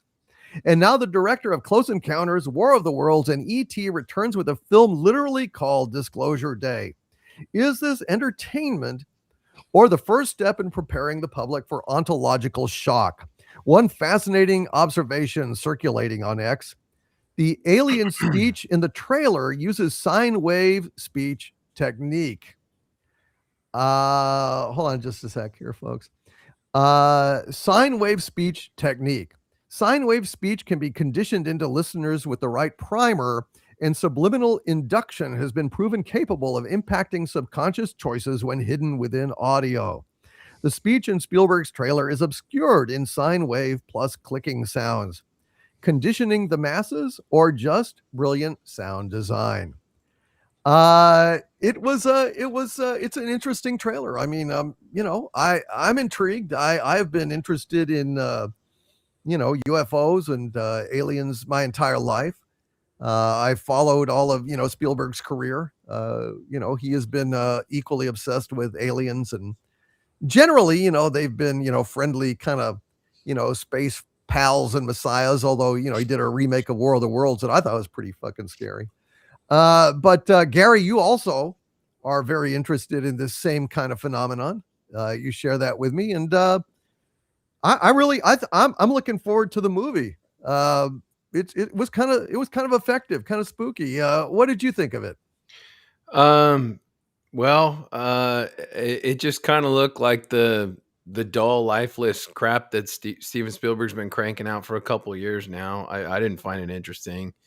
It didn't have that Spielberg charm to it. It just kind of seemed goofy.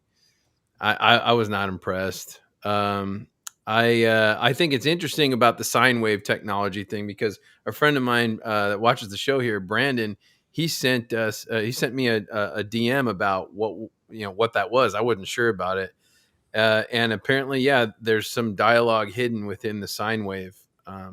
But I don't know. I'm not I'm not real optimistic. It doesn't look that interesting to me. I think that he's lost his magic at this point. And I don't know. I'll check it out. Maybe there'll be a better trailer coming up, but fair enough. What did you think, Rob? I thought it was interesting. We've got a couple of movies coming out. Hail Mary, that movie where they send the guy who's not an astronaut into space, and apparently he meets an alien at some point. So we get that movie this summer, and then this movie, which apparently is disclosing all the aliens. It looks interesting. I'm curious to see whether Spielberg can recapture his magic. He's had some flops, even though I there are some films that I like that he's done recently. I haven't had the blockbuster. I haven't had the Close Encounters, the Jaws, the E.T., and I long for something like that. I just hope he doesn't put any social political nonsense in it, and I hope it's a straightforward movie that draws my interest. This one's slightly interesting because I like that, and I'm following 3i Atlas because it's about to be as close as it will be to Earth in 2 days. Actually less than 2 days, like 1 hour, 1 day and 9 hours. So it's fascinating to me, but we'll see. Honestly, with aliens and stuff, I do believe that they exist. I do believe that there's been some stuff that's happened that has been hushed for a long time. And I'll be interested to see what Spielberg has to say about it. I just hope he's able to use characters to capture kind of either an emotional paranoia of it or something kind of down the horror line. Give me something interesting, something fun, something that hasn't been done yet. Make me think and make me just want to watch a good movie without it worrying about it being woke or anything like that. So, well, my thoughts on this, and I want to get to the rest of you guys, but in terms of what Gary said and what you said about the Spielberg magic, and you listed Raiders, and you listed E.T. and Close Encounters and all. Well, all of those movies are fun, and all of those movies have kids, and all of them are redolent with the spirit of the 70s and the 80s at its finest. This is not that movie. I mean, I'm encouraged that this movie didn't have some tot looking wide-eyed and at the sky or any shit like that, because This ain't that movie. This ain't going to be like a fun, nobody's going to get on a bicycle and save the world or anything. This is kind of creepy, fucked up shit.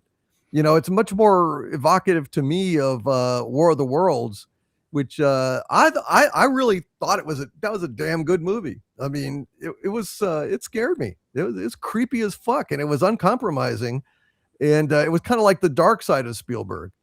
So, I mean, is this going to be like a return to? No, that magic is that fun, that sense of joy. No way. But is he wired into this shit? Are they using him to prime us even more for some kind of disclosure? I don't know, but I was intrigued by it because it didn't give away the bank. It really just kind of was one incident in this movie, and it didn't tell us anything more. It didn't like give us the whole movie in 2 minutes, which I think is a promising sign. But what'd you think, Sean? Anything to add? I actually found it to be a little interesting. I'd be looking forward to finding out more. But as for the clicking stuff, I don't know if you guys know, but I write algorithms, and I ran that clicking sound through an algorithm, and I've got a subtitle here. I deciphered part of it. Oh, okay. If you wanted to share it. That's what it said. That's what the clicking and everything. I'm sorry for making West Side Story.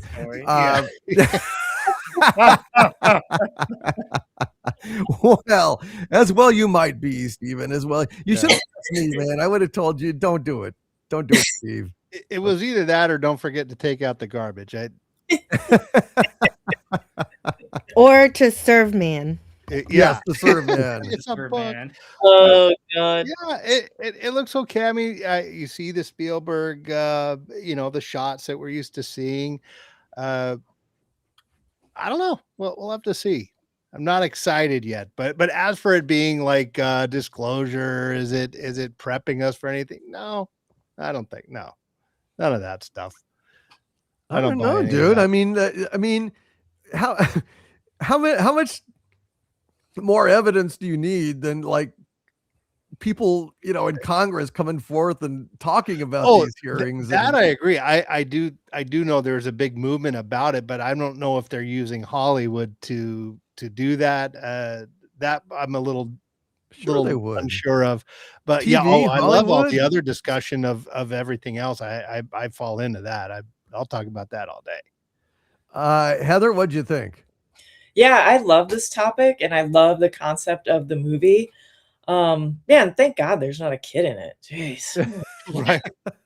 How much of that can we have? But I thought the trailer was intriguing. It has more of a creepy kind of X-Files type vibe. I know some people were saying like M. Night Shyamalan. I didn't totally get that, maybe a little bit, but yeah, more of a horror vibe. It seemed to me like all the people with like the changing eyes and whatever else was going on with them, like they had been abducted and maybe their DNA has been altered by aliens. And this was like part of the disclosure that all these people have been abducted all along, and it's changed human DNA, which was part of this kind of plan the whole time. Especially kind of with the animals, the way they're kind of going up to the house. Was just, I don't know, it just seemed more like an alien, like abduction kind of thing. But I don't know. And I don't know, like, do you think people still need to be like prepared? Because I know like it used to be they didn't want to tell the public about all the UFOs that were spotted and alien abductions because they didn't want to cause a panic. But I think now maybe the government just doesn't want to admit that they don't really know anything enough about this. Like alien craft come in here and we can't really tell what they are or what they're doing or what they want. And so they just don't want to admit kind of their own ignorance. Is more always what I think. I mean, especially when you see a lot of these, like the videos with the military to me are so convincing. Like when you have Air Force and Navy pilots saying like, this is not any known human technology. Like we don't know what these things are, and they really defy the laws of physics. I mean, to me, like all the evidence is kind of there, and so many people have seen it. I don't know that people like the average public needs to be convinced, but like the government to come out and say, yeah, there are aliens here all the time, and we don't really know what they want or what to do about it. I mean, to me, that's kind of the scary part, that they just don't want to own up to that. Well, I think I hear what you're saying, and I think that the people have been prepped as much as humanly possible. Yeah. At this point, I mean, when you've got like almost every day, stuff for congressmen and people coming, so the prep is there, but it's a big difference between like prep and they're saying this in Congress and there's here's some footage, but it might be AI. They've really like kind of taken it as far as they can without fucking all of a sudden boom, there it is, there's the sports model hovering over the White House and landing. Right. Now that may be a different thing, or it may be that like it's old hat now. People like attention spans are so bad that it's like, oh wow, they're really real, and then tomorrow it's the latest sports scores and shit. Yeah, so, they're on to the next video. I don't know. It depends on what the message is. Is it ET or is it Twilight Zone to serve man? Yeah. Doom, I don't know if you know this, but there's a new Bob Lazar documentary coming out. It's called S4. Oh, really? And apparently they're using AI to recreate what he's describing. Oh, wow. And they're doing it so well that he's supervising it to kind of like recreate what he saw.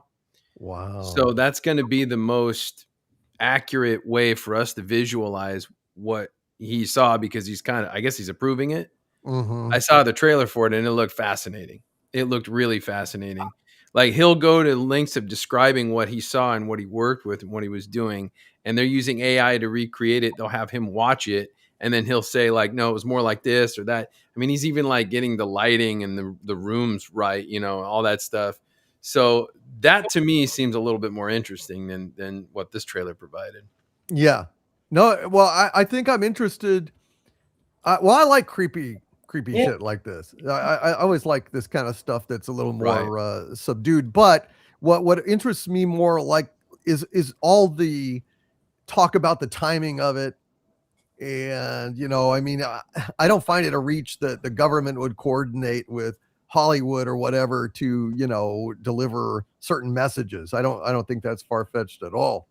I agree. I also think that I don't find it a reach that they would completely lie to us about everything too. Oh, 100%. Yeah, absolutely. Absolutely. I mean, I don't trust anything that they tell us at all at this point. And, the more they shove down our throats, the more I just don't believe it. Yeah, well, that's possible too, dude. Yeah. That's possible too. Doug, did you see that particular trailer?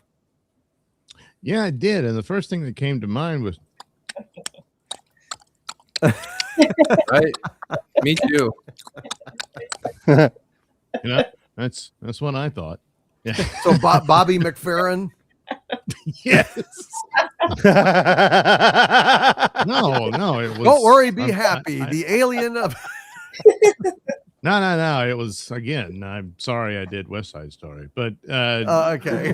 Yeah. So are we.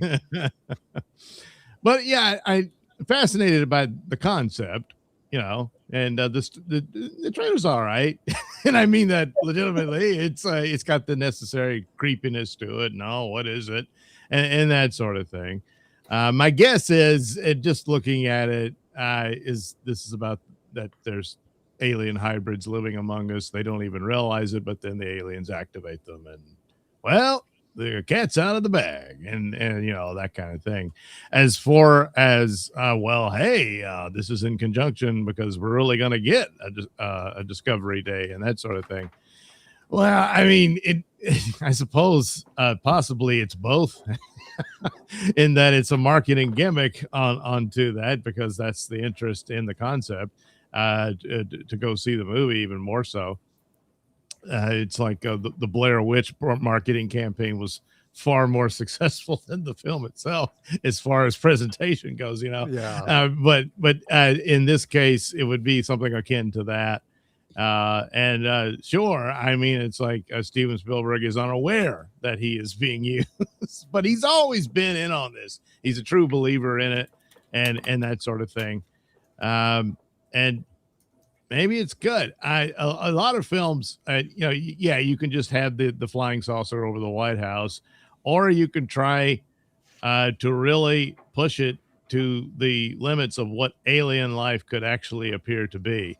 And the concept, even to the point that alien life could already be among you and you would never know it because you cannot recognize it, and that sort of thing, to where it gets into the abstract, whether it's 2001 and all you see is the monolith, because they're so far beyond you, and with the technological abilities to traverse the stars like that, it would almost have to be, that's why it always goes back to they're godlike to us, because they're just so more advanced and that sort of thing. The Arrival was interesting in how they presented was weird, messing with time and stuff like that. These are difficult concepts to make into an entertaining movie, but maybe he'll pull it off. I hope so. Yeah, I mean, it'll be interesting, and guys like David Icke, have talked about fourth dimensional reptiles who are shapeshifters, and you've seen pictures of people whose like eyes seem to be caught, between states and stuff. So I mean, it is tying into a lot of the lore and the legends and stuff. Well, that's stolen from Doctor Who. The Silurians and the Sea Devils. See, they're cousins of the dinosaurs, and they owned the Earth before we did, and they're taking it back. Man, they're native Terrans. All right. Well, yes. God bless them. Andy, anything to add to this? I'm looking forward to it just because a lot of it was filmed here in Jersey, down by the shore. So, cool. Looking to see some familiar sights with it. Emily Blunt looks really good in it. I haven't heard any of that click-clacking stuff since my last trip to Home Depot, but I'm looking forward to it. Well,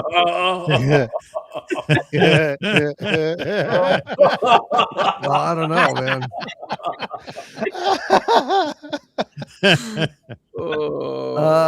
Let's see. Now, that was our ASMR video. Jill, did you have any thoughts on this trailer?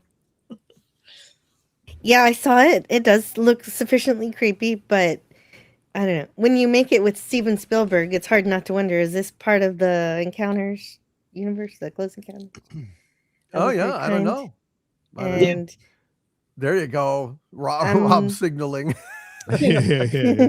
I'm interested because I love science fiction, and I always love the question, what if we're not alone? And that's really great. In science fiction. In reality, I haven't experienced what a lot of people have experienced. So, having not seen it myself, I can't say that I believe in it. And if they are here, I'd be willing to take an alien out for coffee if they drink coffee. That could be cool. I'm with Sean on this one. Actually, I'm not sure. Coffee Clatch with Jill and Blort.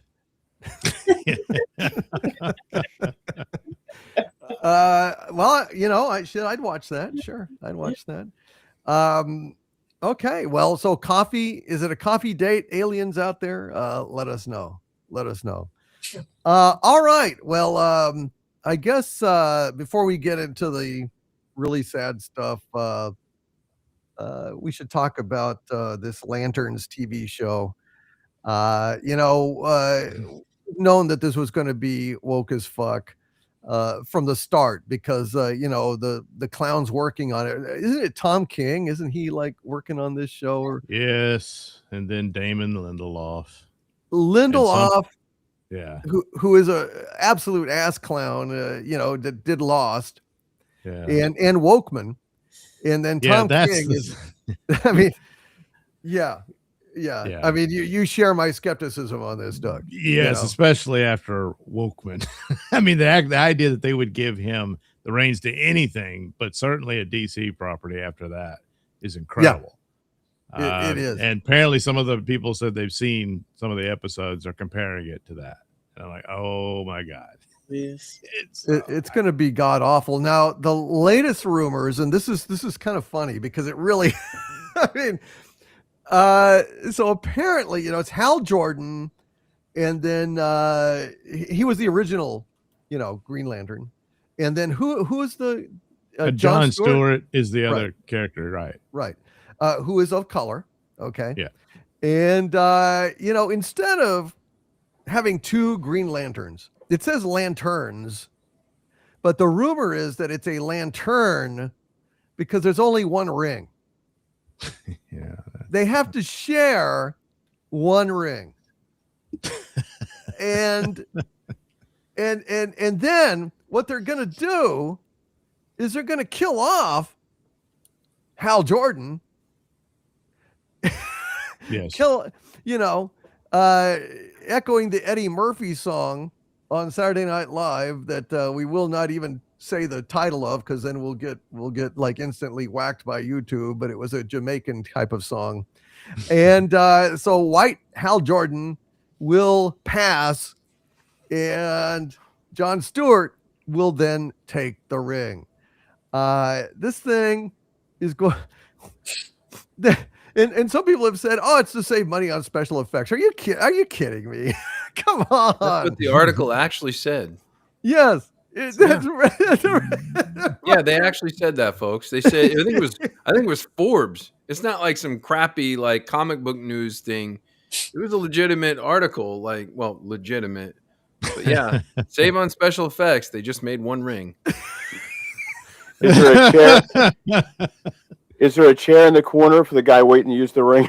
Yep. Oh yeah, one ring to groom them all. Well, chairs are cheap too. So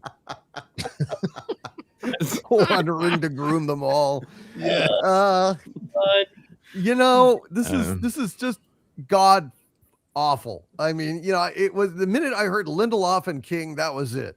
But it's nice to know that our instincts were correct on this thing. Does anybody have anything to say about this shit show? Because I think what? Go ahead. That the templates for this were well established before they started on the series. There had been long rumored, and I pretty much believed they were true, that they were pursuing a feature film for Green Lantern. And basically, now that one would have been a outer space spectacular and this sort of thing, but it was basically the Hal Jordan character. Rumored that Tom Cruise was in the running to play him, and that it would be a handoff to John Stewart, and John Stewart would go on to be the Green Lantern for ostensibly Zack Snyder's follow-up Justice League films, and that sort of thing. And so Hal Jordan would die and or disappear at the end of the movie. So this sort of buddy cop scenario is what they were going for. But it would have been in outer space, and it would have been this movie. Well, everything fell apart and got scrapped and all that. So they come in, they dust it off, and they refurbish it for a TV series for HBO Max. And to some extent, yes, to make it cheap. So it's going to be this true detective with Green Lanterns in middle America type set of a murder mystery and whatnot. And all right. So with a few spectacular special effects here and there, probably mostly at the end. And then, they've already cast a really, nice guy, but an older guy to play Hal Jordan. So you get nothing of Hal Jordan, decades of Hal Jordan's Green Lantern, who's basically, he's Green Lantern. I mean, I know there's, thousands of them in the universe, whatnot, or millions, I don't know. But nevertheless, he was the main guy.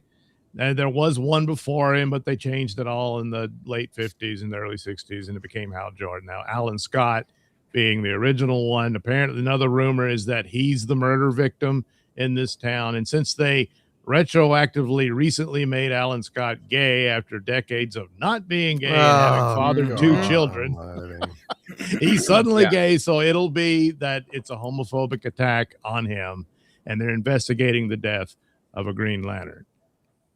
There you go. Odds are that's exactly what it is. And the core, the guys from OA are, having, a recession. So they have to they can't afford one ring. That's not how the rings work. They don't actually. When a Green Lantern dies, the ring itself either returns to OA or it seeks out a suitable successor, which is what happened with Hal Jordan. Abin Sur died. Now, he did reach out to him. He sent his ring to bring him to him, and he explained as best he could before he died, and he got the ring, and that's the way that goes. Not, I'm going to come in and train you and all that. Now, John Stewart was recruited to be in the Green Lantern Corps, but they gave him his own ring. And Hal Jordan was supposed to mentor him a little bit, and they didn't get along. And that's an old 70s story and all that, how he was introduced. And okay. But that's not how it works. And you get stuck with one ring and they got to pass it between each other. So why? You just don't have to do that. All you got to do is, okay, he's new to the ring and he's not going to be as good at it. And Hal Jordan's the old guy. He's got no stupid. You got to do it this way. But of course, they're going to have problems with that, And so, when James Gunn announced this stuff, that was the one. I was like, that kind of at first. And then it was like, and then the guy from Ozark's going to be the showrunner. All right, well, okay, I guess to save money, they're going to make it this grounded stuff. Okay, maybe it'll work. And then, Tom King and Damon Lindelof. Okay, well.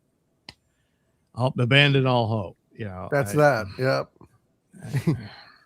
Here there be shit on that map. Yep. I'm afraid so. I mean, just be some miracle that it's just, it's kind of okay.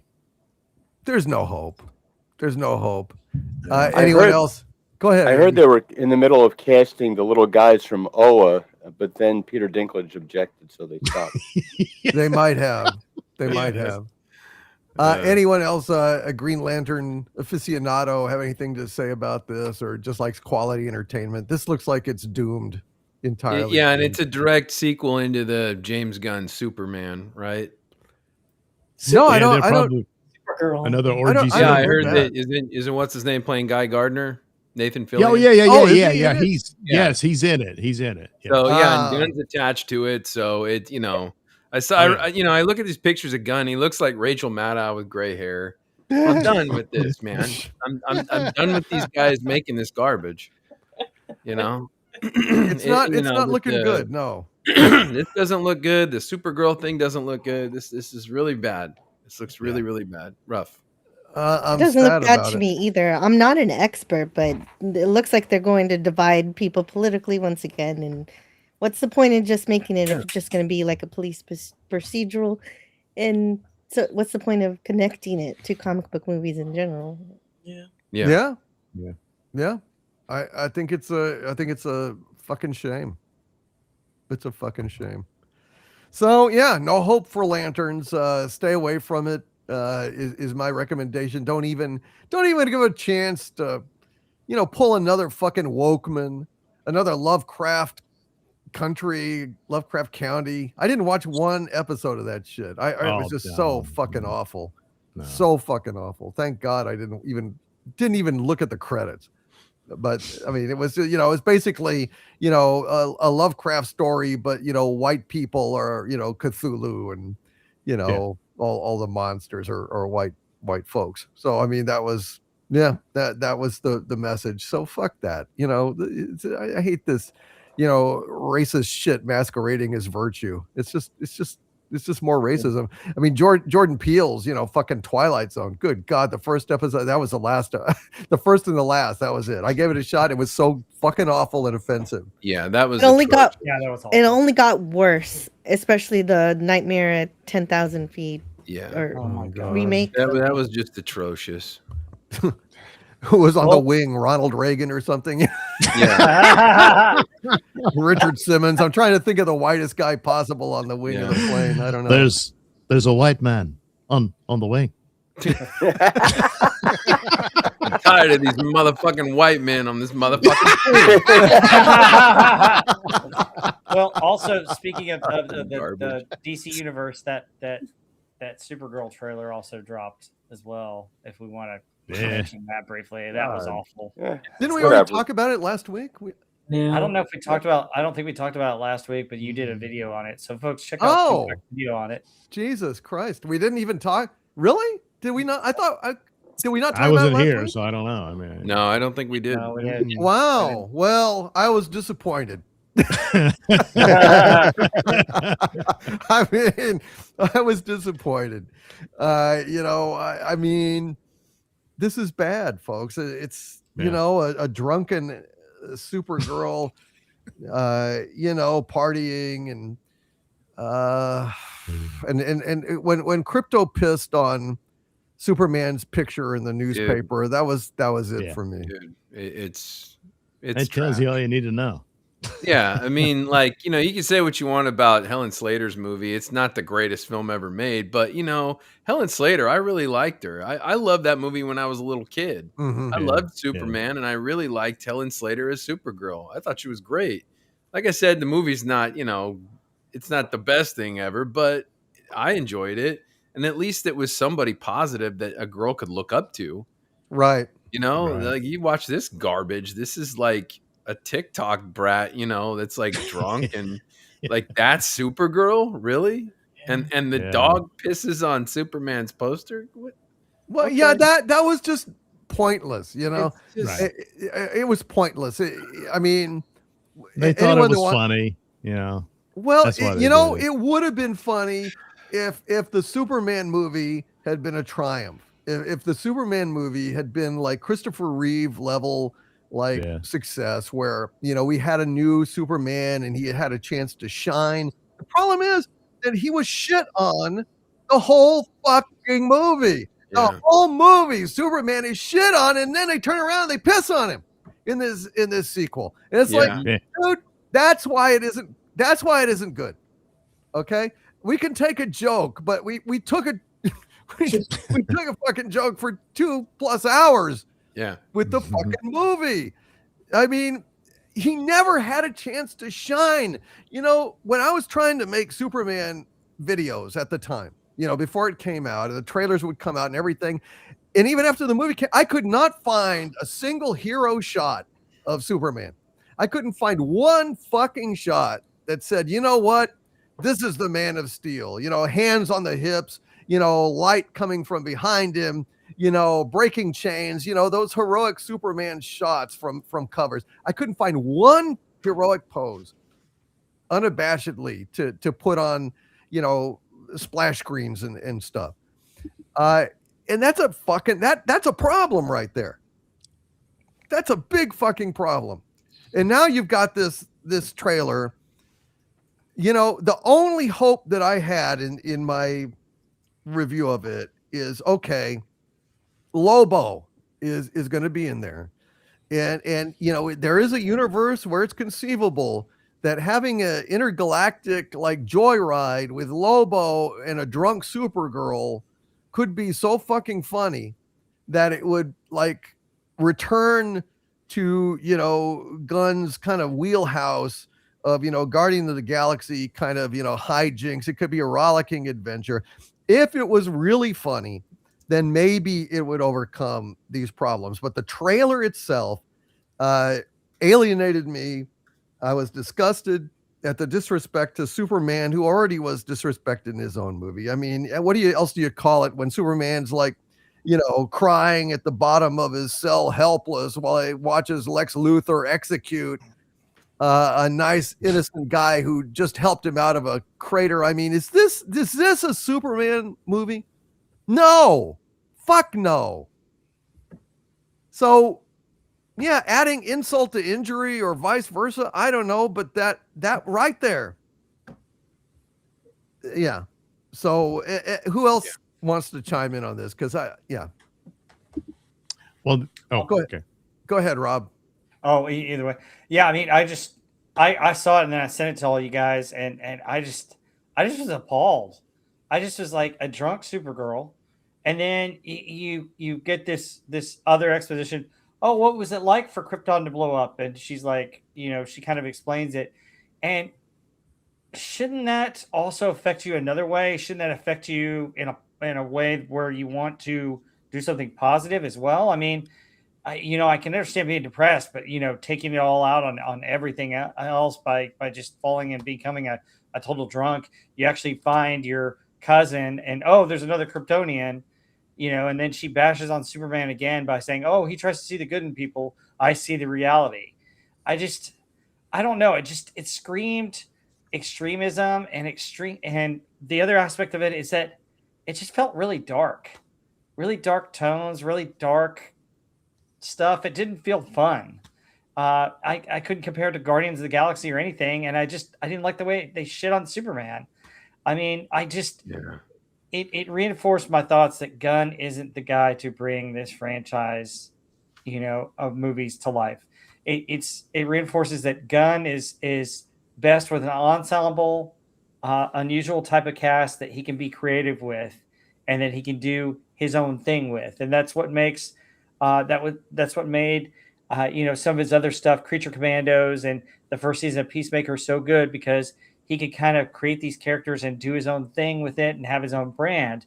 Now you're taking characters that we're already familiar with, we already love, we already have some idea of who they are, and he's turning them into something that he thinks might appeal to the younger generation, while forgetting that all the rest of us who've supported those characters for a long time are still fans of the movie too, or of these characters too. Mhm. And this is typical of what Hollywood's trying to do. They're trying to think, oh, what's young and hip for these younger kids? Well, oh, everybody loves, the drunk person, I don't know. I just think it's kind of stupid. I don't want to see this movie. I've got no interest. So Yeah, But- it's sad. Go ahead, Heather. Wasn't one of the Wokies' complaints when they wanted to have all these female superhero characters that, they needed to have them because girls didn't have the role models, they didn't have these characters to look up to, and so this is what they give us: a drunken, self-absorbed, obnoxious loser. Yeah. That's what they now have to look up to. Thought that's what I OnlyFans is didn't for. know that there was another survivor from the destruction of Krypton. I thought that Kal-El was the only one who survived that, and I thought that she was born on some other piece of, or some other, I don't know, portion of Krypton that, I don't know. Yeah. I Yeah, don't she remember actually- what the war was, but I don't think that she witnessed the planet being destroyed, right? Was that canon? Well, she left first, but got sidetracked in the Phantom Zone and came out after he had landed and grown up, and so she was kind of a teenager when she left Krypton and landed here. But Whereas she didn't Kal-El, watch Krypton blow up. it's hard to tell because it's been retconned so many times. It's I mean, been retconned several times, yeah. But Oh. basically, that's true. There was a chunk of the city that she lived in survived the explosion, and they Right. managed to maintain Argo it for or a while, but something it didn't like that, last. And eventually, her father, not as good at spaceships as his brother Jor-El, but he was, good enough, and he sent her off on her. So there was a time displacement thing where she's actually older than Superman, but of course, because of the time displacement, she's a teenage girl when she arrives on Earth, but Superman, is 30 years old, that kind of thing. Right. So okay, that doesn't bother me particularly. Some of the scenes in there, I think they're going to address Kandor being stolen by Brainiac, and they've retconned that, but eventually they get to it. And it's actually not a bad idea that she actually witnessed that happening, because she would have been in her teens on Krypton at the time that happened. And I don't think it's a big secret that Brainiac more than likely would be the villain for the Man of Tomorrow film, and so there's kind of a setup there for that. Fine, everything. The irony of this is, and I mean, it's just the trailer, but they keep hyping up that she's drunk, she's not like Superman, and all this sort of stuff, and that it's based on the Tom King comic book, but it might actually be that the Tom King comic book is far superior to the film because of all the crap that he's done for DC. It's probably this one is his best, even though all he did was steal the plot of True Grit. That's all it is. It's True Grit in space. And instead of John Wayne, you get Supergirl, So, and she's only drunk for a few pages at the opening because it's her birthday, but she's depressed about, she watched her family die when the last remnants of Krypton was destroyed, and their father helped her escape, and and all that. So that's the reason for it. So the girl that recruits her to do the same thing that John Wayne got recruited to do in the story, finds her in this bar, and I'm sure they're probably gonna. I think the plan was for Lobo to be in the comic book, but at the last minute, where DC said no, we're using him for something else, whatever. I don't know. So Yeah, Jason Momoa, who was born to play the character, will be. That's really the only exciting thing about it. Yeah. And there's rumors they did reshoots to expand his role in it because they're like, hey, come on, Jason Momoa's Lobo. You got to see the movie because rest of it, it's drunk Supergirl. Okay. So, but really, it's like James Gunn just wasn't the guy for these characters, not Superman, not Supergirl. Him being the head of the studio, okay, but you got to find the guy who can do it. Don't you have an eye for talent? You could hire the guy who could do Superman. He could do Lobo. James Gunn could knock Lobo out of the park. Yep. Absolutely. But unfortunately, I don't know this DCU thing's going to last long enough for him to get the shot. So, yeah. Well, you know, the reason I asked about, you know, the canon about Supergirl witnessing Krypton or not is because it seems like if they were to add that, they're just going to give her this edge where she gives this poor, sad me speech like Ugly Betty did at the end of Barbie about how hard it was for this, that, and the other, you know, and it's just another indicator that that's their agenda. You know what I mean? Oh, like, yeah. I mean, there's going to be she's better than Superman. And exactly. There's some of that in the comic book. So it's definitely going to be there. Yes. Oh, Lord. Yeah. Okay. Yeah. Yeah. Definitely not going to see this one then. Because, I mean, he only sees the good in people. She sees the truth. In other words, he's an idiot. Her See? truth. Right. Her truth. Yes. Well, Right. Well, that's otherwise all. known as the truth. Sean, you had something to say? Oh, well, I was coughing. Yeah, this thing looked horrible. The pissing on Superman was horrible. And then, of course, this is going to end bad for you guys. And she was probably speaking on our behalf. Yeah, directly to the audience. Talking to us. Yeah, it's not going to end well. And I know, and a lot of people were criticizing because there's just James Gunn everywhere in this, and people are saying, well, he didn't direct it. He's in charge. Yeah, of course it's going to have everything he wants in there. It's just it just follows that same formula, and I'm just sick of it. Yeah, no, I hear Doesn't you, man. look fun. James Gunn is not the guy you get to organize your party. You know, you have somebody else come along and organize the party. James Gunn's the guy that you let in the back door, and he brings some of those special party favors, and then he gets kicked out. It's like, you know, that's James Gunn. That's his strength. He comes in with the edgy stuff. He makes Slither and all these kind of like, you know, creepy movies. Like, you know, you get done watching E.T. with the cute, lovable aliens. Everything's kumbaya, and then you have Slither where they get in there and they take over everything and all that, and they turn into these horrible monsters. That's James Gunn. It doesn't work when it becomes mainstream. It's kind of like, you know, it's when punk rock becomes mainstream. It dresses itself up and pretends to be like, and you get Green Day, and it's not punk rock. Yeah. No, you're right, man. That's a great analogy. That is an apt analogy. Because they've lost the punk aesthetic. You know, it's not at all that way. That's great, Andy. Jill, anything to add to this? Yeah. So I don't mind if a superhero is going to be a bit of a renegade with the heart of gold, but the problem was I didn't really see a lot of gold or heart or in the trailer, just a drunk lady, and I really wouldn't mind having Supergirl be different from Superman, but I'm not sure this will be fun yet. It just seems like they didn't really show much of what the story is going to be. I'm not sure what it is. Right. Is she going to hit rock bottom, learn to become a better person, go to intergalactic AA meetings or something? Right. I mean, that would be some character growth. I mean, that would give her a place to go. Sure. Right. It depends on how to handle it, but you don't handle it by having Krypton piss on Superman's picture in the newspaper. Superhero with a heart of Goldschlager. Zing pow. Yeah, they'll put that line on the poster. Good one.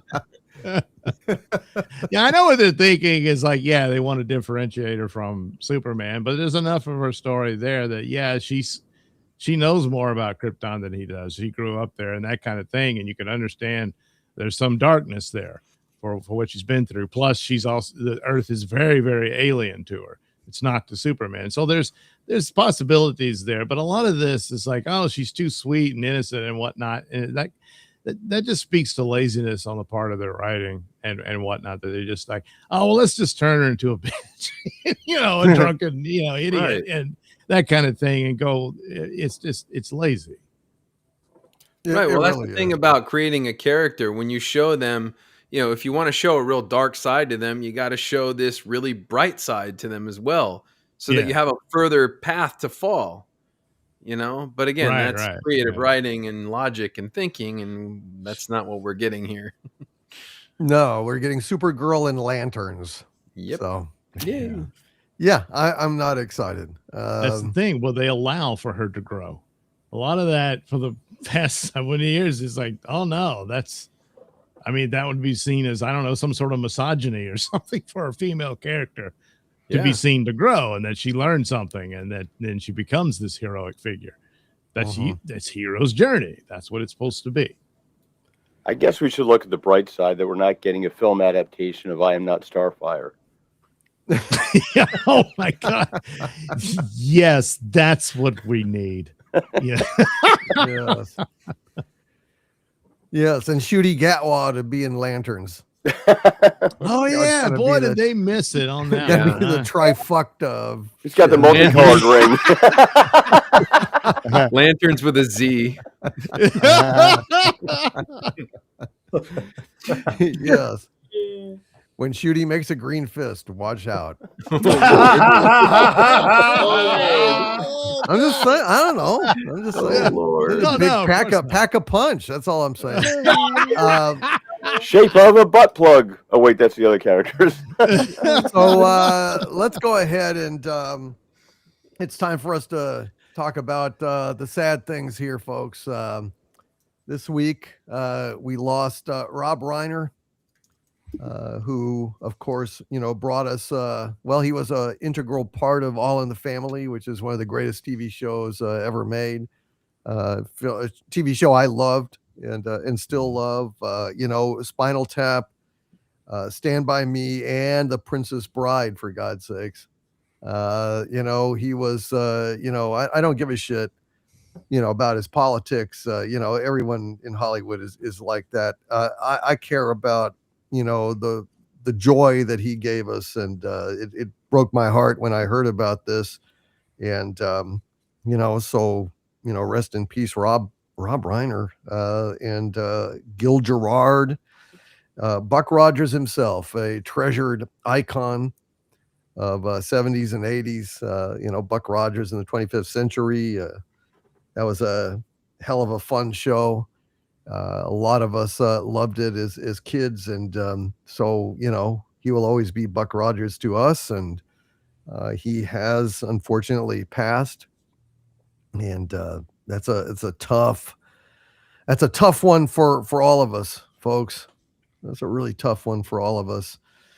And one that was particularly tough for me, and I think probably for you, Gary, was Michael Beacom letting us know that we also lost the great Bob Burns.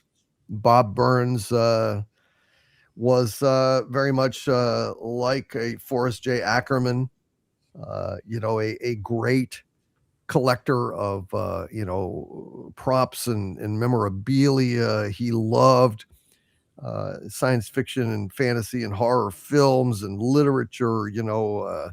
He was a legend.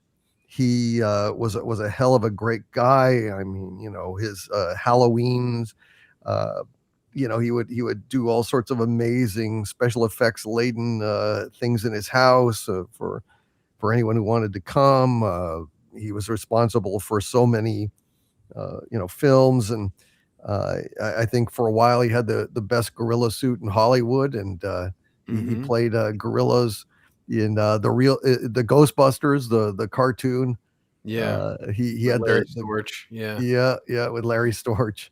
And Bob Burns, a lot of you, it's sad that a lot of you don't know who he was, but I wanted to call that out. And Michael Beacom with a $10 super chat broke us the news. 12/16 really hurt, he said. We lost Gil Gerard and Bob Burns. Yeah. Gil, many know from Buck Rogers, but unless you're a real geek, which I am, you might not recognize Bob Burns, who was the closest thing we had left to Forrest J. Ackerman. Forrest J. Ackerman was the founder of Famous Monsters of Filmland, which is like a Bible for geeks. Growing up in the 60s, and he had the Acker Mansion. He had the most incredible collection of props probably in the world. He had the Martian war machines. He had Kong's original skeleton, his armature. He had Dracula's ring that he always wore. Just room after room after room stuffed with treasures beyond your imagining, and it's it's sad, man. I did not know that until Michael raised it. Gary, I didn't know it either. Yeah. I had the very good fortune to visit his house one time years ago, probably about 20 Wow. years ago. Wow. And he was a very kind man. He was very, very nice to everyone. I was nobody. I'm still nobody, but he didn't know who I was. He was very welcoming to me. I mean, these famous directors would come to his house and just give him things. Like James Cameron just gave him a bunch of stuff. I know he had the wolf from American Werewolf in London at one point. Wow. That was incredible. But this guy, he was such a sweetheart, and he was 90, so he lived a good life, but he was such a kind human being. And that was the real bummer. And Gil Gerard was, that's rough. Yeah, man. That's rough. I used to see him all the time at the conventions and stuff like that. Another sweet guy. Really, he So- was a good guy. Yeah. Not one of these stuck-up Hollywood assholes. No, he was a cool guy. Real nice guy. Yeah. So it's sad. Let's just go around and y'all can say anything you'd like about this. But we also lost Peter Green. That's right. Somebody just reminded me. Paragon Dark Prince in the chat just reminded me. Peter Green was Zed from Pulp Fiction, and he was the villain in The Mask. Mm-hmm. Oh, wow. So yeah, he was another kind of tragic death. Oh, really? And he was Jeez. also in The Usual Suspects as well. Yeah. Oh. Yeah. Oh, man. Jeez. Zed's dead, baby. That's right. Dead. Yeah. Man. Jeez. Well, this is a week, a few days of huge losses. Rob, anything you'd like to say? Gil Gerard left a final message. He apparently got an aggressive form of cancer, and by the time they diagnosed it, he was downhill really quick, unfortunately. But if he had to go, he went fairly quickly. But he said this, and I love this. My life has been an amazing journey. The opportunities I've had, the people I've met, and the love I have given and received made my 82 years on the planet deeply satisfying. My journey has taken me from Arkansas to New York to Los Angeles, and finally to my home in North Georgia with my amazing wife, Janet, of 18 years. It's been a great ride, but inevitably one that comes to a close, as mine has. He continued. He concluded by basically telling people, don't waste your time on anything that doesn't thrill you or bring you love. See you out there somewhere in the cosmos. And Buck Rogers was an important part of my life growing up. I loved that TV show. I watched the reruns all the time growing up as a kid. I absolutely loved it. When it would come on, it would be my go-to show. Loved, his acting in it. And then, as Gary mentioned, he was always at the conventions. He was always friendly with fans. I've always heard that he's the most approachable actor from a TV show that anybody ever met. That he just was easy to come up to, get his autograph, and he'd answer all the questions. So what a great guy. And, just what I read there was just awesome. And then, Rob Reiner, so many wonderful movies. I mean, that guy knew how to make a good movie that told a great story. You have The Princess Bride. Another movie that I really love of his, besides Stand By Me, is A Few Good Men. I really like that movie too, with Tom Cruise and Jack Nicholson and Demi Moore. I mean, it's such a great movie. And, what a tragic end to him. I mean, just awful. So all these actors and all the people that we've lost this year, it's just really sad. I'm going to miss them all. But you know what? their lives live on in the films and the way that we remember them. And that's what we got to focus on, is focus on the good things that they gave us and appreciate those, because that's what counts. That's what we're going to remember them by. So Absolutely. Heather, were you did you like Buck Rogers? I had a huge crush on Buck Rogers when I was a little kid. So yeah, he'll always live in my memory as the Buck Rogers. I never saw Gil Gerard in a lot of other things, not that familiar, but man, loved me some Buck Rogers. I definitely he lives on forever young in my memory. So yeah, miss him. And yeah, Rob Reiner, I mean, the world is a better place for having had him in it. So just outstanding, unique films that we really love. So it's sad. Huge loss. It really is. And geez, the circumstances are terrible. We won't go into it, but geez, it's sad. How much sharper than a serpent's tooth, eh? Yeah. Yeah. Sean, anything you'd like to say? Sure. I sure hope that all this is just the sucky parts of 2025 getting it all out of the way, and that 26 is going to be better. Rob Reiner, all those movies, Spinal Tap, A Few Good Men, The Princess Bride. I mean, how all those three movies alone, we probably quote them all the time. People quote those, they're so full of memorable quotes. Misery. Is another one. So many iconic movies that I grew up with, and the previous generation to me enjoyed on All in the Family. The guy was a comedian at heart. So tragic. Gil Gerard, another icon. It was, I didn't know that circumstances of his passing, but I'm glad it was not prolonged. And just let's just hope and pray that 26 is going to be a lot better. That's what I hope. Yeah, absolutely. Well said. And Doug, anything you would like to add? It's just tough losses. Well, ultimately, when artists pass, it's the body of their work that outlives them, and it becomes immortal and whatnot. And certainly in Rob Reiner's case, that's very true. I mean, obviously All in the Family, but the films he did are very standout, and they linger a long, long time and have an impact on you. So that's a credit to his talent and skills. Gil Gerard, of course, he's my Buck Rogers, and I did not have a crush on him. I did have a crush on his co-star. No, not Twiggy. But yeah, he's Buck Rogers to me, and Peter Green, of course, poor Zed. But he did these great performances, and that has a lasting impact on the films he's been in. And then Bob Burns was one of us. So ultimately, thank you for all the good work. Yeah, absolutely. Well said, man. Well said. And it's probably the wrong. I gotta say, Tweaky's the worst fucking robot in the history of the world. I'm sorry, but that beady okay, Buck. I know it's Mel Blanc doing the voice, and I love Mel Blanc, but fucking hell, let's just, can we just be honest? They did tone him down in the second season, but beady. I mean, fuck me. Brought in Gary Coleman. Andy, anything to say about this?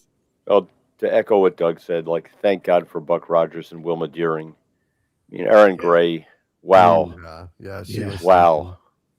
Did I say wow? I found her pants at the Universal costume shop, and I did actually put them on my head. Oh, wow. That is a true story. That's awesome, man. Hey, I no shade thrown here. Yeah. Yeah. That's one pair I'd buy from that vending machine in Japan. Yeah,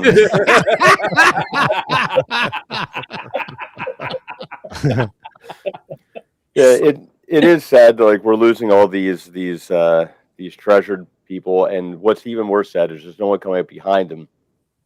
I mean, another 50 years, there's somebody somewhere probably going to feel bad that they've lost Timothy Chalamet, but maybe 3 or so. I don't know. It's like, I don't think it's going to have the cultural impact that we have now with these actors. And, it's a shame because we really haven't had anybody come along in the last 20 years or so that's really had that much of an impact. I mean, we look at these lists every year that come out about actors and celebrities we've lost, and whether they're musicians, whether they're actors or directors.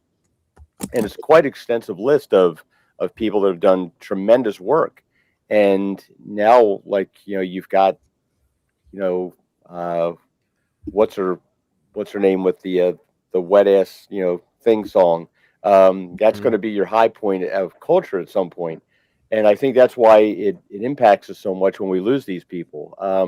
So 2026, we still have a lot of people that are getting up there in age. I mean, Gil Gerard, like 82, it's not a bad run. I mean, the closer I get to it, the less I see it as old. But I'd like to get to like 95 and go out with a heart attack with 2 Thai hookers. But hey, that's just me. Hope your wife didn't hear that. Yeah, she doesn't watch the show. Thank God. Not Jill, anymore. She doesn't. Thing is, though, Andy, that can happen any day. As long as I'm not going like David Carradine, I'm okay. Oh, my God, no. Yeah, you just be hanging out. Oh, jeez. And Jill, anything to add to this? Yeah, Rob Reiner's work, I know it a little bit. I watched Stand By Me. That was a movie I used to enjoy very much when I was a kid, and it's still Will Wheaton's best performance. Mm-hmm. Yes. And Yes. I think Rob was just really great at portraying emotion and feelings, because usually I don't like anything remotely romantic, but I love When Harry Met Sally and Princess Bride. And so obviously he has a stellar sense of humor that really helps with that kind of thing. And I actually just saw The Princess Bride for the first time this past Thanksgiving, so it was a really lovely thing Mm. to good share one. with my children. Yeah. Good. Yeah, it's just, I think he's great at writing friendships, and that's why his romance does better. And I have to admit, I still need to see Buck Rogers. I'm sorry. Okay. Well, that's all right. It was really cool when Buster Crabbe was in that one episode. Right, guest star, Oh, yeah, because he was wow. the original Buck Rogers. Yeah. Yeah. Although I do know Captain Proton is heavily based on it, and so I've got to. Oh, yeah, from yeah. Voyager. Yeah. Right. Yeah, but Buster was not only he was not just Buck Rogers. He was also Flash Gordon. He was Flash Gordon, He was yeah. both of them, which is really weird. I know this is strange to say. We need somebody who can. Oh, Buster, you're good at this. Buster Crabbe, he can do it. I love the line where he says to him, "I've been doing this longer than you've been alive," and Gil Gerard just smirks. So. yeah. But yeah, I'm just Rob Reiner was fantastic, and God bless him, and it's just a tragedy, and his wife too. I mean, it's just it was a horrible situation. Story.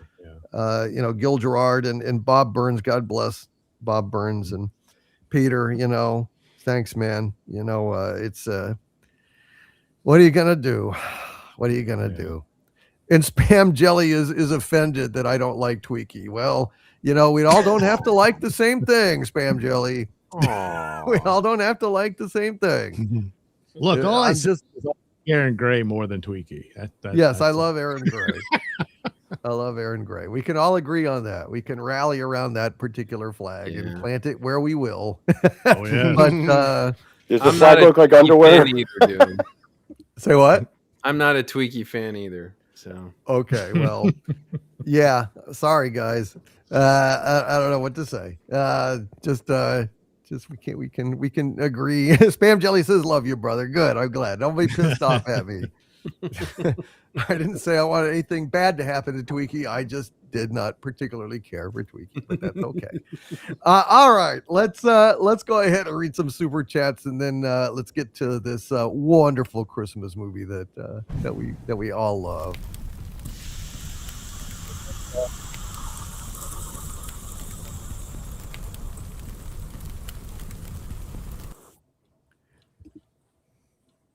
All right, folks, let's go ahead and read a few of these here super chats.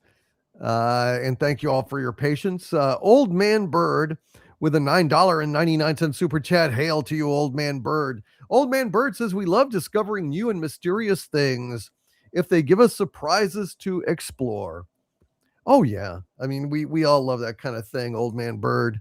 We're hoping that, you know, a new generation of strong writers will emerge somehow from this morass of mediocrity that is Hollywood and start writing great stories again, because it'll be not only the salvation of Hollywood, but it will be the salvation of our culture as we find new compelling stories like The Expanse, for example. You know, The Expanse kind of came out of nowhere, and it was a brilliantly written thing, and it encouraged me to read the whole series of books, all 9 of them, and I was blown away. It's just sad that the TV show stops about at the point where the story gets absolutely so compelling that you can't put it down, you know. But it's a 30-year jump. That was the problem.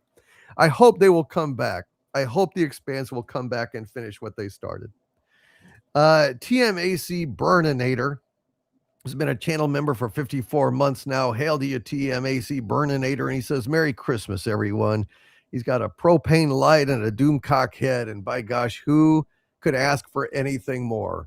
Who could ask for anything more, I ask you? All right. And let me see. Hold on. I was putting Doug back in. He popped out accidentally.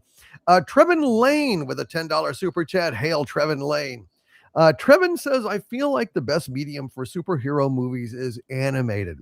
That way you can control the special effects budget better, can recast as needed, and characters never grow old. It is perfect for superheroes. I agree, Trevin. I think the very best Batman is Batman the Animated Series. No live action could capture Batman as perfectly as the animated series did. So yes, I think, but it's got to be really good.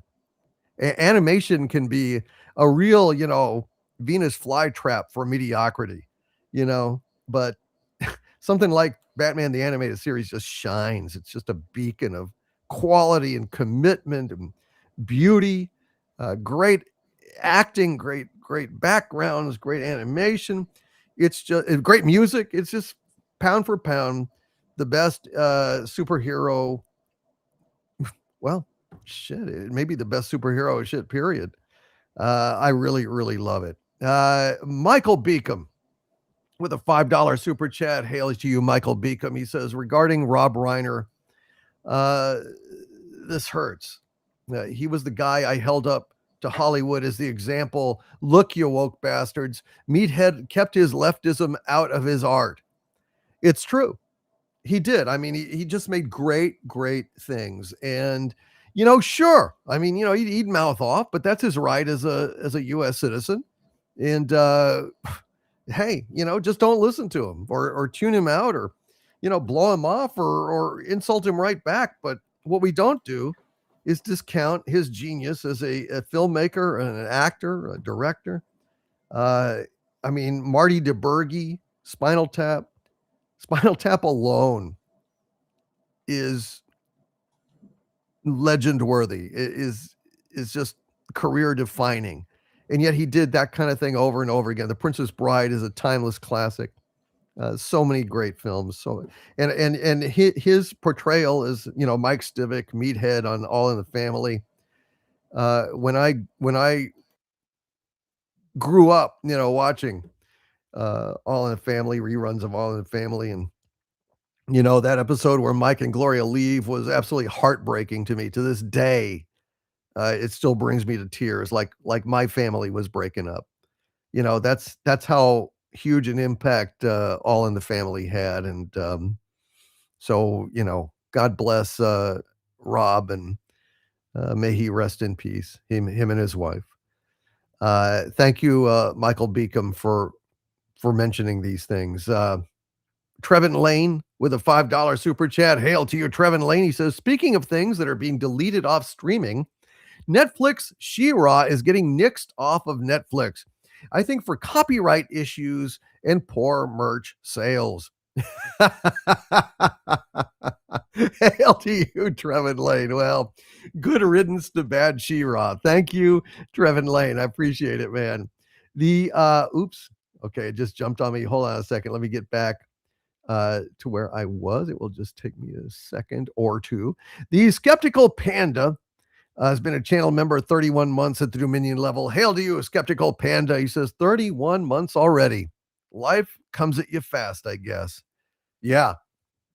Yeah. I mean, Christmas is hurtling towards us, and it's stunning to to think of. I mean, it's just a few days ago. We got weeks, and it's like, holy shit. It's especially when you've got presents and shopping still. You're just so hosed. Hail to you, my friend. Skeptical Panda, thank you for being a channel member, and thank you for being here tonight. And Kurt James, thank you, sir, for gifting 5 Overlord DVD memberships to this channel. We really appreciate you. Hail to you, Kurt James, and God bless you, my friend. And London 19657, who is also a fan of the young ones, I can tell. Boom Shanka. London 19657 sent an Overlord DVD membership to this channel as well. Gifted it to some lucky man out there or lady out there. Hail to you, London 19657 and Kurt James. We really appreciate you both, and we appreciate all of our channel members. Archer Merchant with a $10 super chat. Hail to you, Archer Merchant. He says, seems like everything they do is a fail. This will just be an expensive one. Wow, if you're talking about Avengers Doomsday, that's a dire prediction. Archer Merchant, a dire prediction indeed. I really hope they do succeed. I hope they do succeed because I would really like to see the MCU that I loved revitalized and rescued from the trash heap of history. I would really like that to happen. I don't know if it's possible. It may not be possible, but I hope so. I hope so. Jack White with a $20 super chat. Hail to you, anime and manga master Jack White. It was great talking to you earlier in the day, and we are glad to have you here tonight. And Jack White, who is an arch villain as well, says some harem series recommendations. Harem series, folks, for those of you who don't know, is a manga anime convention of a young man who amasses a number of buxom, gorgeous women in his orbit, and he basically bangs all of them at one time or another. Hail to you, Jack White. He says, these are some harem series recommendations. The Asterix War, To Love Ru, Nisekoi, High School DxD, Date Alive, The Cafe Terrace and Its Goddesses, Is It Wrong to Try and Pick Up Girls in a Dungeon, Tenpu, No One Can Live on Loneliness. Thank you very much, Jack White, for those recommendations. If you like curvy, jiggly anime girls, go and check those out. You will not be disappointed. London 19657 with a $10 super chat. Hail to you, London 19657. He says, best chat this side of purgatory. Accidentally deleted the last comment. I'm so sorry, London 19657. I figured you put it into this one, and that's why I added them together and said it was a $10 super chat. Hail to you, London 19657. Boom Shanka to you, my friend. Boom Shanka. And Jack White with a $5 super chat. Hail to you again, Jack White. Actually, 2 $5 super chats. Hail to you, Jack White. He says the next Gundam Hathaway movie has a release date, January 30th, and is getting a theatrical release. Yeah, man, there is a lot of Gundam stuff out there.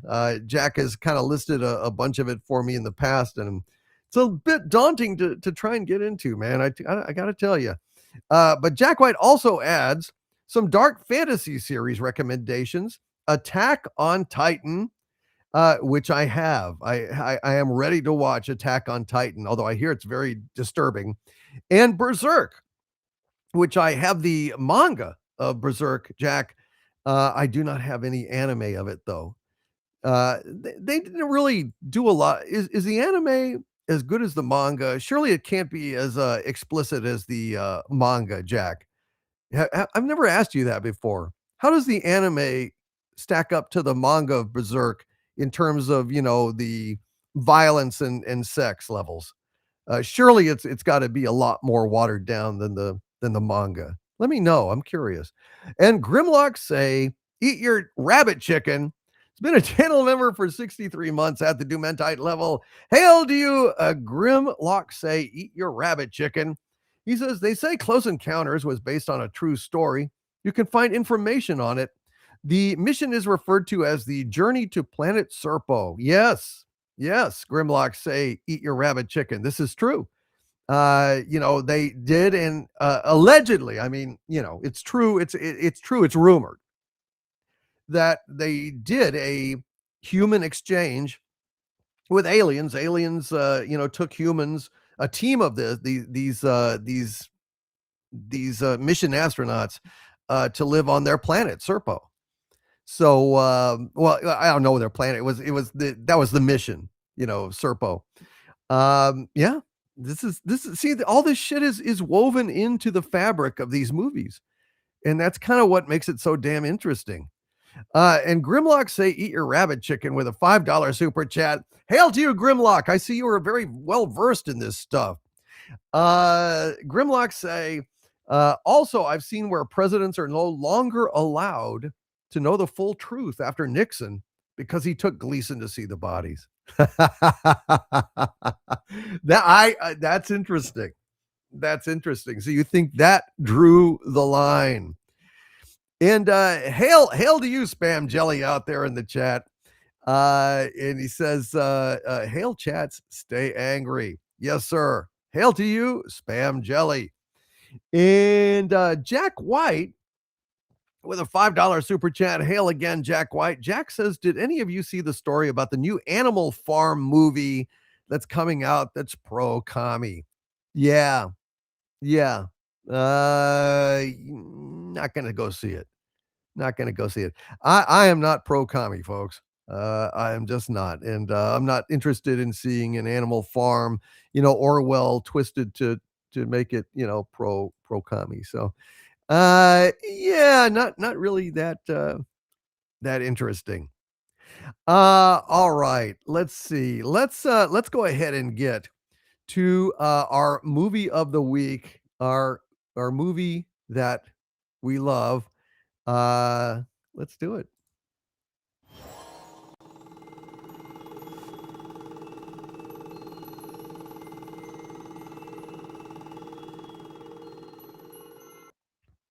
And that movie comes to us by way of National Lampoon, which is one of the funniest damn publications in the history of mankind. I love National Lampoon. I still read my copies. And this one is, I guess it's probably a sequel to National Lampoon Vacation, but it's a holiday-themed version, National Lampoon's Christmas Vacation. And I want to thank Rob again for grabbing some of these stills here, these screen grabs. Our resident film scholar, Gary Ambrosia, has got some notes for us about this movie and about some of the things in this movie that we didn't get to see. Gary, what did you find out about this one? Quite a bit. So let's get to it here. National Lampoon's Christmas Vacation, the ultimate holiday movie that has taken its place among every other Christmas tradition and speaks volumes of the chaos that ensues when family comes to visit. Starring that famous asshole from Saturday Night Live, Al Pacino's wife, Elaine Bennis, and that nerd who was giving Kaylee Kuko the Big Bang Theory. Produced on a $25 million budget and bringing in over $77 million during its worldwide theatrical release. Having no desire whatsoever to produce yet another film documenting the exploits of the Griswold family, John Hughes told Warner Brothers, who were absolutely begging him for one more film, that he was finished making vacation movies. Hughes, in fact, did not write European Vacation, having only received credit for use of his characters in the second film.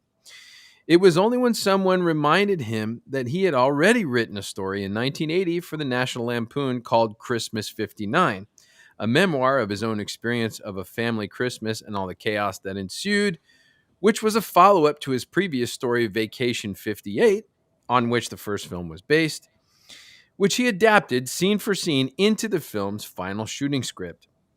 Christmas Vacation is the only film in the series which is the inversion of the road trip, taking place almost entirely under the Griswold family home and never actually making it to December 25th, ending on the evening of Christmas Eve.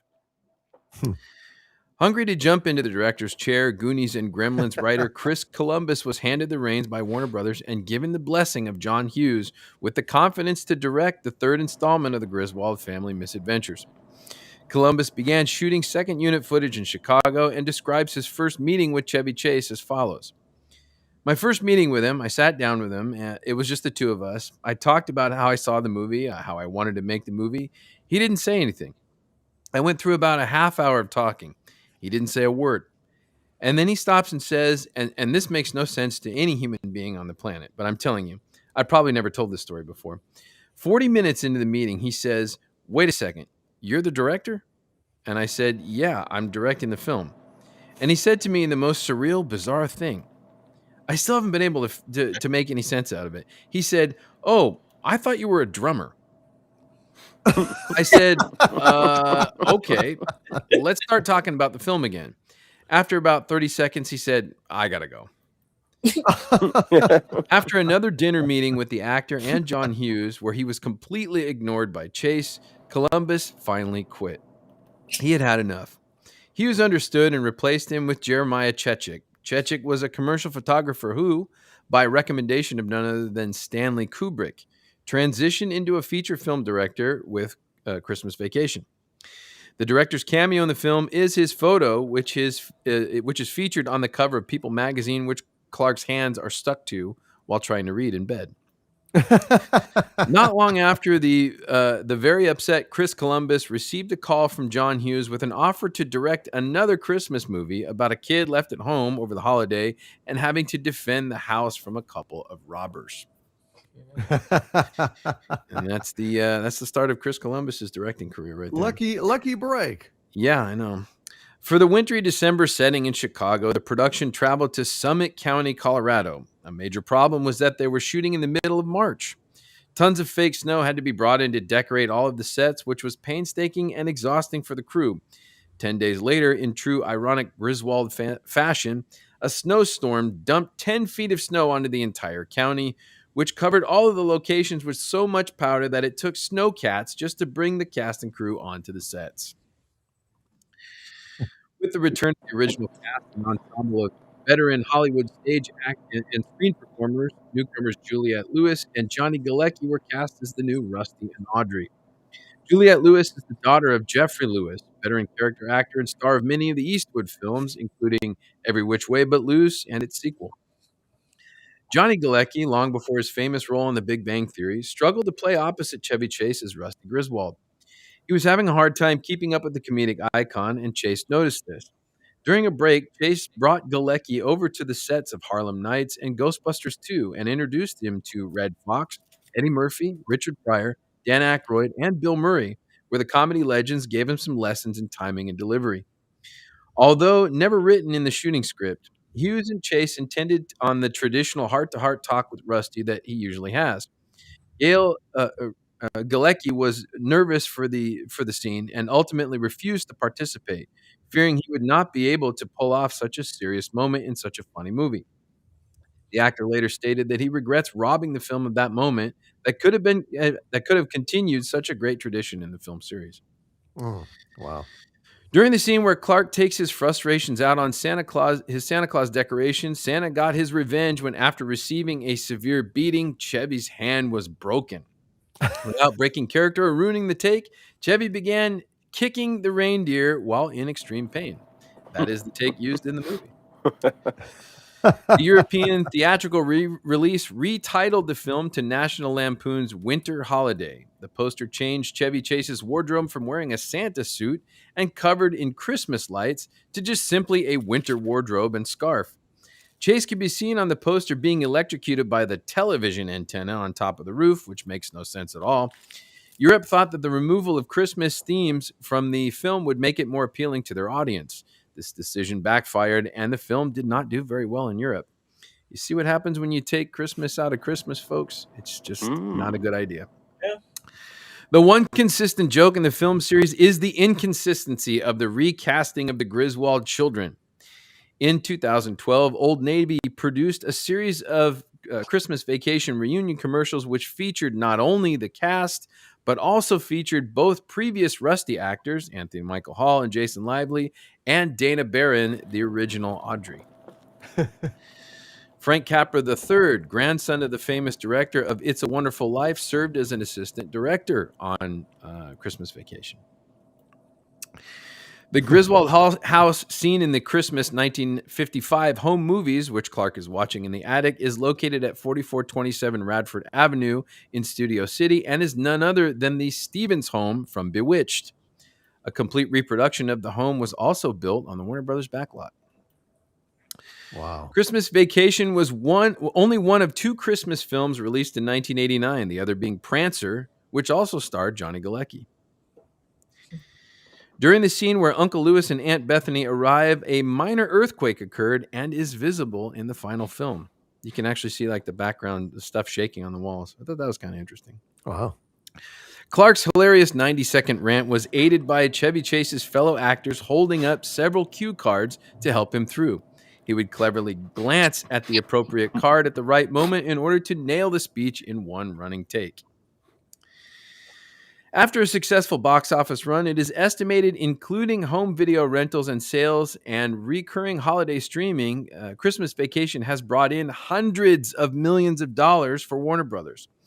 A sequel to this sequel was produced in 2013 called Christmas Vacation 2, Cousin Eddie's Island Adventure, featuring Randy Quaid and Miriam Flynn reprising their roles, and Dana Barron and Eric Idle appearing as well. However, it was quickly panned and forgotten because it was just terrible.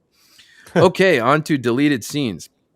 After realizing that they have no way to cut down their family Christmas tree, Clark and his family approach Jolly Jerry, the owner of the Christmas tree lot, and ask him to borrow a saw.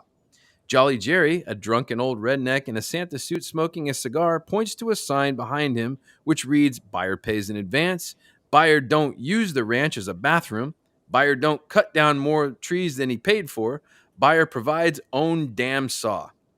Clark looks to Ellen and says, "Well, sometimes you just have to ask nicely." To which he does. Jolly Jerry hands Clark a shovel. This explains why the tree still has its roots when it's on top of the family truckster. After putting up the tree, Clark tells the kids, kids, years ago, people couldn't go out and buy their own ornaments. They had to make them from things around the old prairie homestead. Colored balls of mud, wood shavings, bits of yarn and string, ox horns, donkey tails, prairie dog whiskers. I'll get the lights and I'll give you a hand. Rusty then asks if he's planning on making their own Christmas gifts as well. If you look closely, you can see the homemade ornaments on the tree throughout the film. After flirting with the lingerie girl at the shopping mall, Clark tries to explain himself to Rusty. The scene is as follows. "Boy, did I get a lot of shopping done. And that funny-looking gal back there was so helpful." Funny looking? Wow, that wasn't fair of me. Unusual looking. So tall and skinny and top-heavy. The wide hips, the narrow waist, the really big eyes and lips. And if her cheekbones were any higher, gee whiz, she'd have to open her mouth to put in her contacts. But she was nice and she knew underpants, and that's all that's important. Dad, she was cover girl material. Yeah, for like a medical journal. Sure. Yeah, I hope I remember where I parked the old truckster. While Clark is locked away in the attic, a scene with the family at the shopping mall was shot but removed from the final film. The following is from Clark Sr. and Nora Griswold.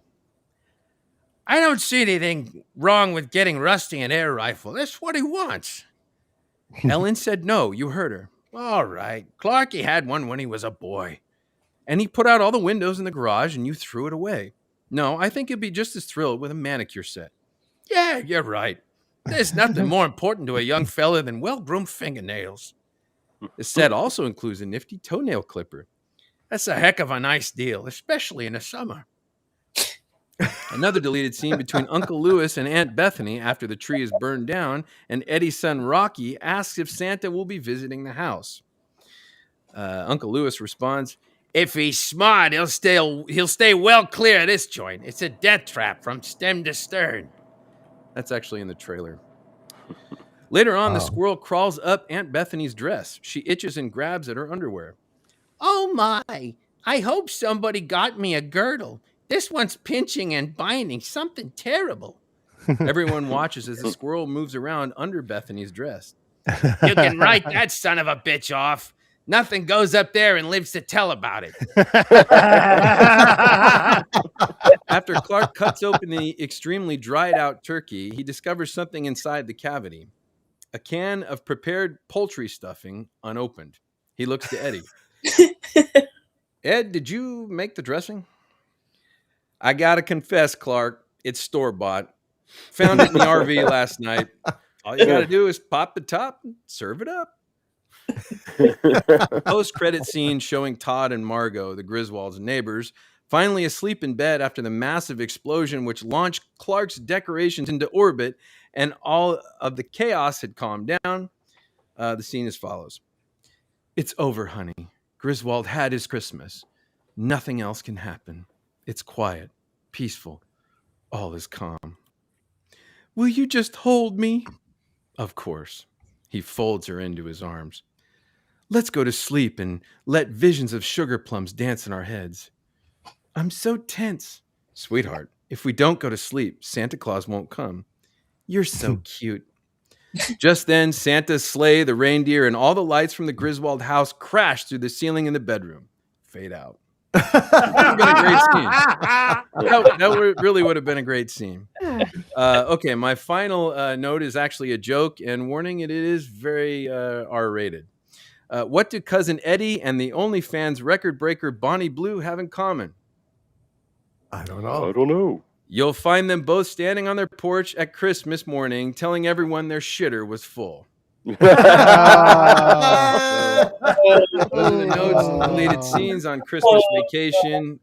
This movie really, no one really wanted to make this movie, especially John Hughes, but it turned into this.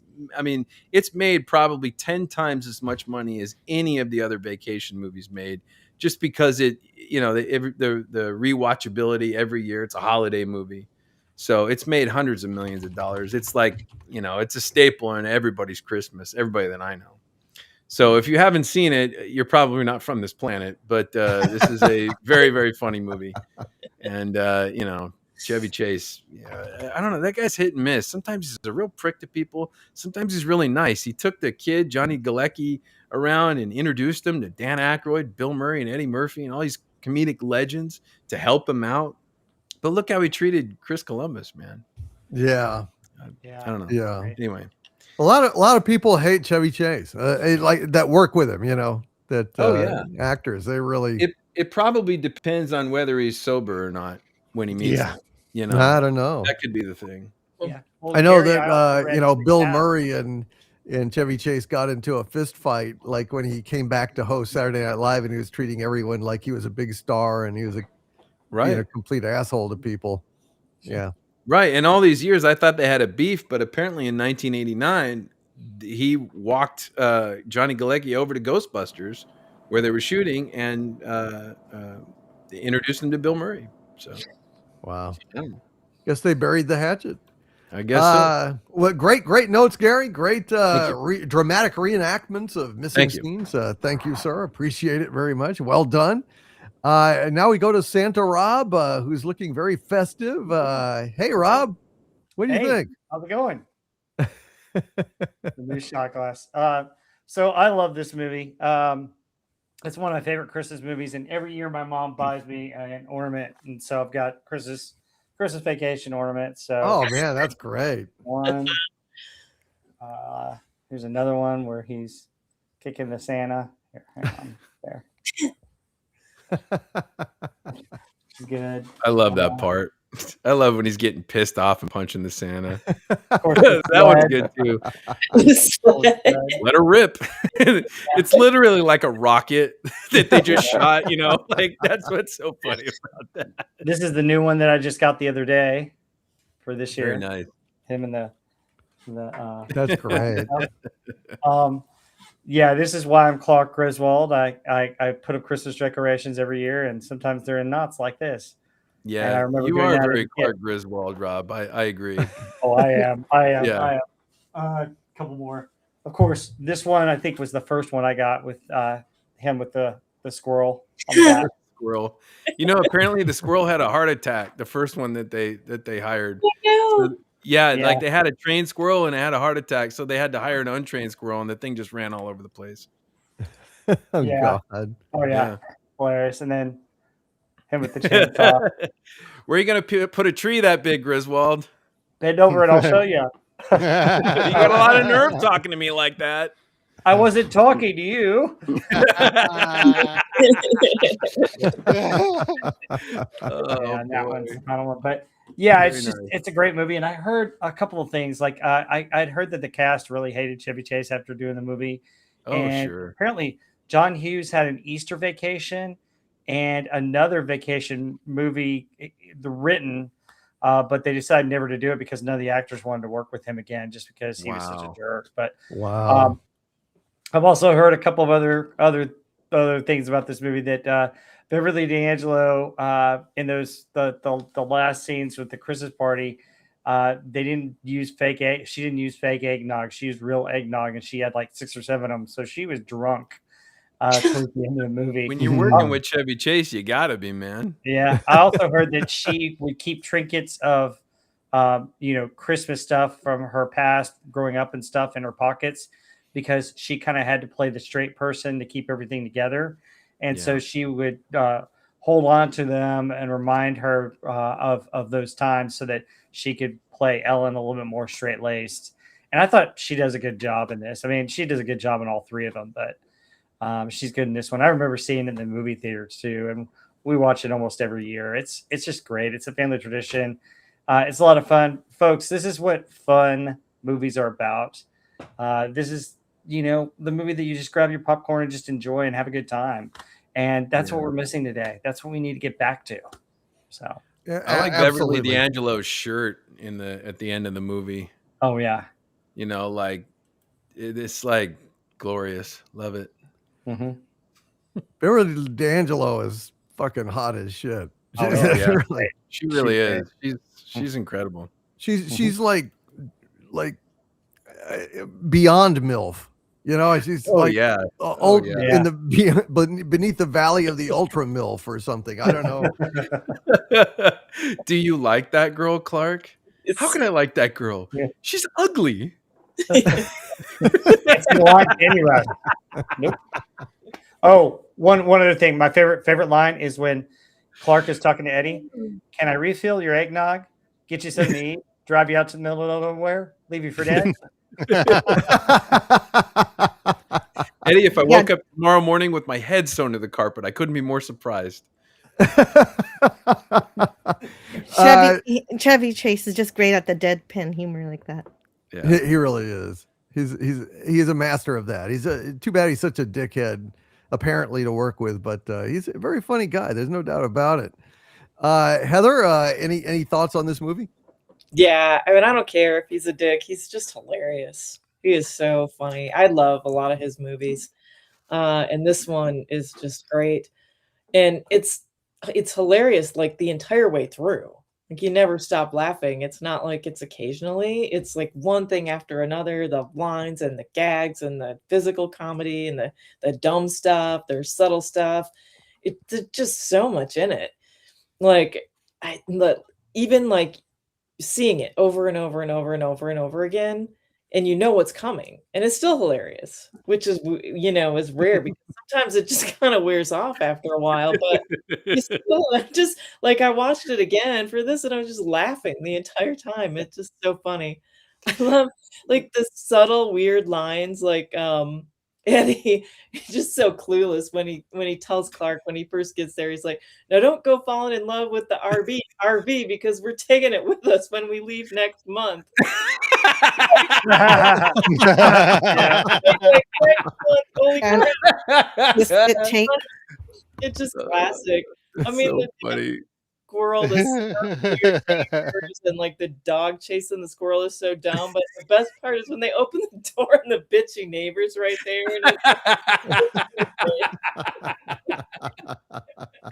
When he's hitting on the perfume girl, that is some funny shit, man. oh my god, that's great! And he's like flubbing all his words and stuff. It's just so dumb. When the turkey is so dried out and they're all like gnawing on. They're basically suffering in silence. It's just the whole thing. Oh my god, it just is so funny. It's Squirrel. one after another. 100%. It's these are great films. Sean, anything to add to this? Oh man, I love this entire movie. You know, it's one of those like you just know the whole script, like Airplane. You know, like you still laugh at every single joke. It's like Grace, she passed away 30 years ago, and he goes, "The blessing." I pledge allegiance To the flag of the United Her Jello mold with the cat food, and God. he's crunching on it. What's that sound? That's a funny squeaking sound. You couldn't hear a dump truck driving through a nitroglycerin plant. Oh god, that uncle was so good. And he catches on fire. Oh, Lewis. That cat had 9 lives. He just spent all of them. That cat with the little imprint of the cat on the floor. Right, pussycat. Every Cat had sight 9 gag, lives. every You spent them all. it's such a perfect comedy. There's so much slapstick and sight gags and puns and subtle humor. It's got every type of humor in it. Yeah. And wrapped up in all that is actually a pretty good message. You know, like the guy's just a family guy, you know, and except the way he treats his neighbors, you know. That dark side of him comes up. And I'm sorry for rambling. The what is that? The very beginning when he goes, "Hey kids, look, a deer." It's Yeah.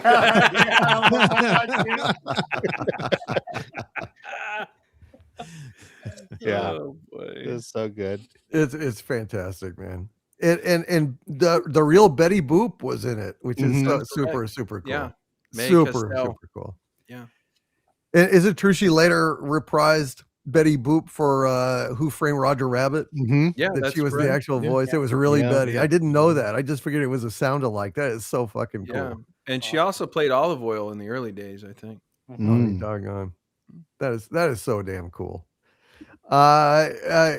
So Doug Nelson, aka Mr. Nelson, what say you about this movie? It's all right. I miss movies like this. You know, I mean, it's just like, why can't we have nice things? But I mean, just I have to give it out to the genius of a name like Snots. Yeah. And then, of course, the the poor cat left quite the impression. It's of course. Well, that's Fred. That thing had 9 lives. It just spent them all. Yeah, it did. I guess so. But this is one thing after another. It's one of these movies that captures the essence of, you know, like Looney Tunes cartoons and live action and Three Stooges and whatnot, you know, just the whole shebang. And it deserves its place. It's a fun, wholesome Christmas movie, and it just does. It's fun and hilarious. And oh, look, it's Santa Claus going through the sky. Oh, wait. So yeah, a great addition to the series and whatnot, and probably the best. Yeah. I think it's the most popular. Maybe it's because of, it's Well, holiday like themed, Gary, but you're right. You can factor that in, but I think it earned it. yeah, I think that's fair. I think it's fair to say. Jill, what say you about this movie? Oh, so I was a little kid when I first saw this movie, and so well before I actually watched It's a Wonderful Life, this is the movie that introduced it to me. I didn't know of its existence before. Oh, wow. And just so I love that it started with animation when I was a kid, and lots of the Pratt stuff was for kids. But this movie gets way better when you get older, when you grow up and you realize trying to create that Christmas magic for you and your family. Things don't always go quite right, and people show up that you didn't ask to show up because it's Christmas, and you love them and you let them in anyway. And I and I love that scene where most of the family arrives, and it almost plays like a horror movie when there's suspense before the door is opened. and just Clark just has this nostalgia for this old-fashioned Christmas from his childhood when he gets locked in the attic, which is really great. And and nothing's better once everything goes to shit, and he almost goes insane with the chainsaw, and when he doesn't get his bonus. You mentioned the rant with all the curse words towards, or just insults towards his boss, is classic. And I can't. And so you guys mentioned a lot of the quotes I really love already, and Chevy Chase's deadpan humor just sells so much of this humor here. Where will you put that tree? A tree that big? Bend over and I'll show you. And just the recurring joke of the neighbor suffering. You guys mentioned Elaine getting attacked by a cat. That's just fun, contrasting with the fact that they're not really celebrating Christmas too much. And it's just really charming. And he's in all of these Lampoon movies, he's a mostly dedicated husband and great family man, but he does have appreciation of other ladies, and this movie is not an exception on that. What makes it different is that you're in a house full of your family, and you're having this fantasy in the middle of the living room, and you get interrupted, and then you have to turn from it being a humorous kind of thing to heartwarming, because this movie can be just as heartwarming as it is funny. At least he wasn't doing a Judge Reinhold. Yeah. Never go full Reinhold in a crowded holiday house. And that's too bad that Galecki didn't do the heartwarming, father-son talk, because then Clark has that with his father, and so that could have they could have paralleled it. He says the day he kicks himself in the ass for that. Right. Should have been in there. What an and idiot. also, I love the poster in the little boy's room, and I'm not talking about the one on the ceiling. There's a turtle. Looking at it. There's a National Geographic poster of turtles mating on his wall. I didn't catch that. I'm glad I didn't catch that. Yeah. Now, Joe, we can't unsee it. Yeah. Well, I mean, and I'm not going to tell you to go see a video because they make some funny noises. Yeah, they do. Okay. Well, that's a true story. Yes, sadly. I was strolling through the zoo one time, and it just was not. It's a traumatic memory. Yeah, even more disturbing than the Discovery Day. No. Nothing's as bad as STD, but well, especially from a turtle. Well, and Bethany also, she also, given how patriotic she makes the movie, is this almost a 4th of July movie too? Because everybody that's patriotism, that's Americanism. It doesn't matter if it doesn't make sense. If somebody starts reciting the Pledge of Allegiance, everybody starts to go along with it. It's true. Singing the Star Spangled Banner. Yeah. Man. Thanks, Jill. Appreciate that. The turtle thing we'll never forget. Thank you. No matter how hard we try. All these years and we were spared, and yet. One I'm more glad to surprise. educate. That's great, Jill. Thank you. And Andy, what say you about this? Right now, I'm having these strange thoughts about maybe I was wrong about the reason Tom Connors loves Teenage Mutant Ninja Turtles so much. Oh dear. Oh dear. This is a great film as documentaries go. I think You're right. I think everyone can relate to things not going according to plan. I do appreciate A Christmas Story better with the amount of electrical appliances you can plug into one outlet, but this does a great job with it as well. My favorite scene in the whole film is Cousin Eddie bringing home the boss. Goes and kidnaps him at the end. Like, Cousin Eddie saves Christmas. It's like that. That was really you're kind of like that. Just kind of comes out of as much as you're used to Eddie screwing things up and being like, I couldn't possibly accept that, Clark, but well, how about with this too? And they just piles on top. But then he goes and he saves the day with the kidnapping the boss. And Brian Doyle Murray, like when he was like, "Yeah, I think we're going to get rid of the Christmas bonus this year." I was like, he just, as funny as Bill Murray is, Brian Doyle Murray does this great job of being a real dick. And it was perfect the way it fits in with this. And he's just so gleeful and happy that he's like, "Yeah, we're not doing a Christmas bonus this year. Here, have this thing instead." And of course, like the cat electrocuting itself. Who hasn't dreamed of that? I mean, had that happen? And then the uncle like burning down the tree, like whoosh, like oh my god, like, and he's just completely like, yeah, so what? Like, Yeah, it was an ugly tree anyway. That sound effect was so good, perfect when the tree was whoosh. whoosh. Apparently, that fire was real, according to what I heard, but I'm not sure. I mean, the reaction was real because that thing went up faster than they expected it to go. But Trees go up like that. Oh yeah. Did I break wind? Jesus, did the room clear out?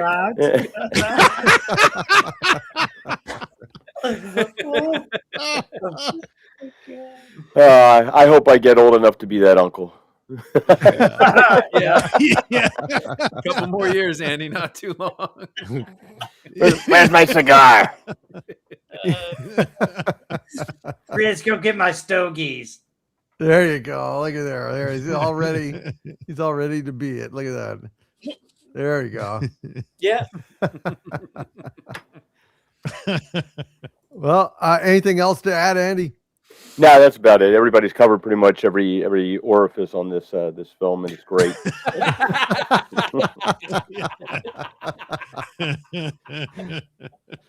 All right. Well, all orifices covered here. That's what we do here.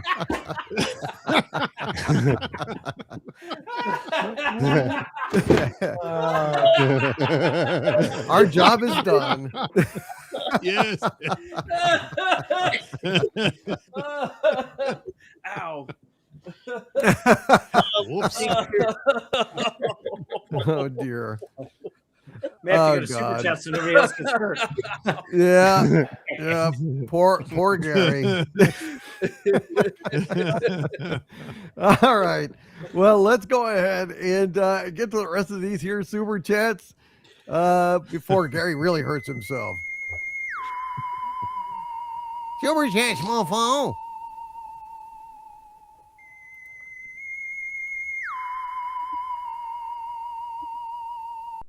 All right, folks. Let's see. Here we go. Let's read some more of these here super chat thingies before we wrap this one up. Let's see. Wayu Hatan with a $2 super chat. Thank you, my friend. Says, has anyone watched the sci-fi series Resident Alien? Yeah, I have.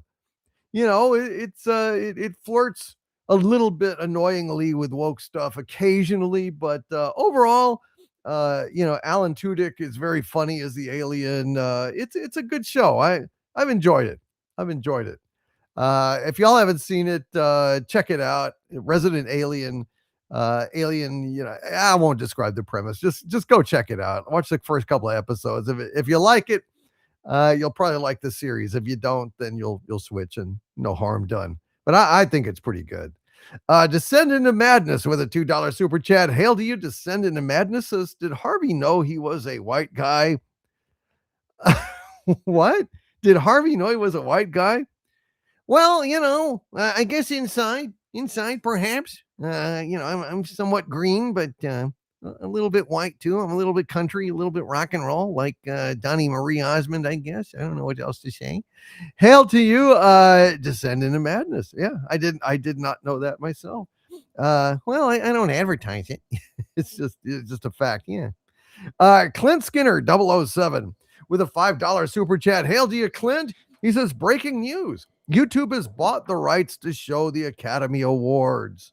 No longer to be shown on Antenna TV. Starts in 2029. Shit. I hope they can get a refund on that. I'm not sure Hollywood will be around in 2029. I mean, will there even be an Academy Awards? Will there be an Academy? I don't know. That's kind of weird. I don't doubt what Clint Skinner is telling us, but that's weird. I haven't watched the Oscars in fucking forever. I haven't watched it in so fucking long. I just don't give a shit about the Oscars anymore. Too many like scandalous choices, too many horrible rules, about, we got to have diversity in films to be, nominated, all this shit. Yeah, fuck the Academy Awards, but hey, YouTube's bottom, so I guess if you watch the Academy Awards, I guess you'll be watching them on YouTube. Interesting.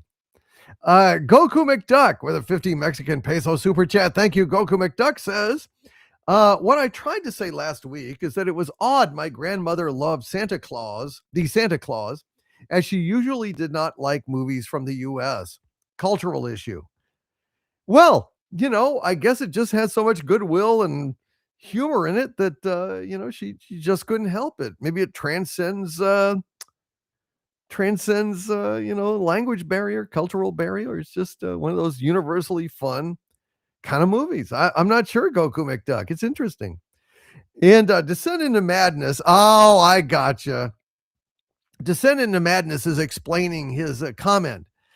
He said that was in response to your Lovecraft Country comment.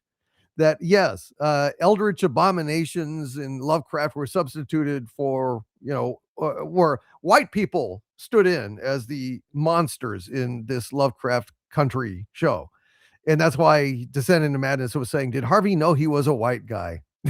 Now it makes sense. Hail to you, Descend into Madness. Hail to Descend into Madness. Now it makes sense. A little lag there in kind of catching up with that conversation. Sorry about that, man. I dropped the ball on that one. Let's see. Tony Cicchini with a $5 super chat. Hail, Tony. He says, correct me if I'm wrong, but I thought Kryptonians can't get drunk. Yeah, she does get on a bus, and like a rocket bus or something. Maybe she goes somewhere that has a red sun, in which case I think Kryptonians could get drunk then, right? It's under a certain kind of sun. Does. Yeah, they said that in the first Superman and the Superman movie. Yeah. Okay. So that's what it is, Tony. That's where she gets on the bus to, the Red Sun Bar, which is a place that she can find surcease of sorrow. Hail to you, Tony Cicchini. And Darksaber Force has been a channel member 36 months at the Doomentite level. Hail to you, Darksaber Force. He says, here's the thing. In my opinion, Snyder needed better scripts, but he never made his heroes to look and act ridiculous. He gave them awesome shots and action. Yeah, no, I can agree with that. I think it needed better scripts, but yeah, the look was good. Although I didn't like the muted colors. That's a nitpicky thing, but I miss colorful, bright, optimistic, fun superheroes. We've had so much of the dark, dreary superhero shit. So I agree. He probably needed better scripts and some brighter colors. I guess that's what I would say about Snyder. But in general, yes, he did make his heroes have the level of respect and awe that was appropriate to their role. Thank you very, very much, my friend, and hail to you, Darksaber Force, who also says, with a $2 super chat, he adds, guns doing the exact opposite. Yeah, no, that's true, dude. That's very true. Hail to you, Darksaber Force, and that's a pretty good point. I like Guns' humor, but it's not always appropriate for every context, and I think that's the problem that he hasn't figured out as of yet. Humphrey Bear MDC has been a channel member 21 months at the Dumentite level. Hail to you, Humphrey Bear MDC says, where is KK hiding? He says, I don't know. Maybe behind the idea of a Ray movie. Are we going to ever get a Ray movie? Gosh, I hope not. I hope not.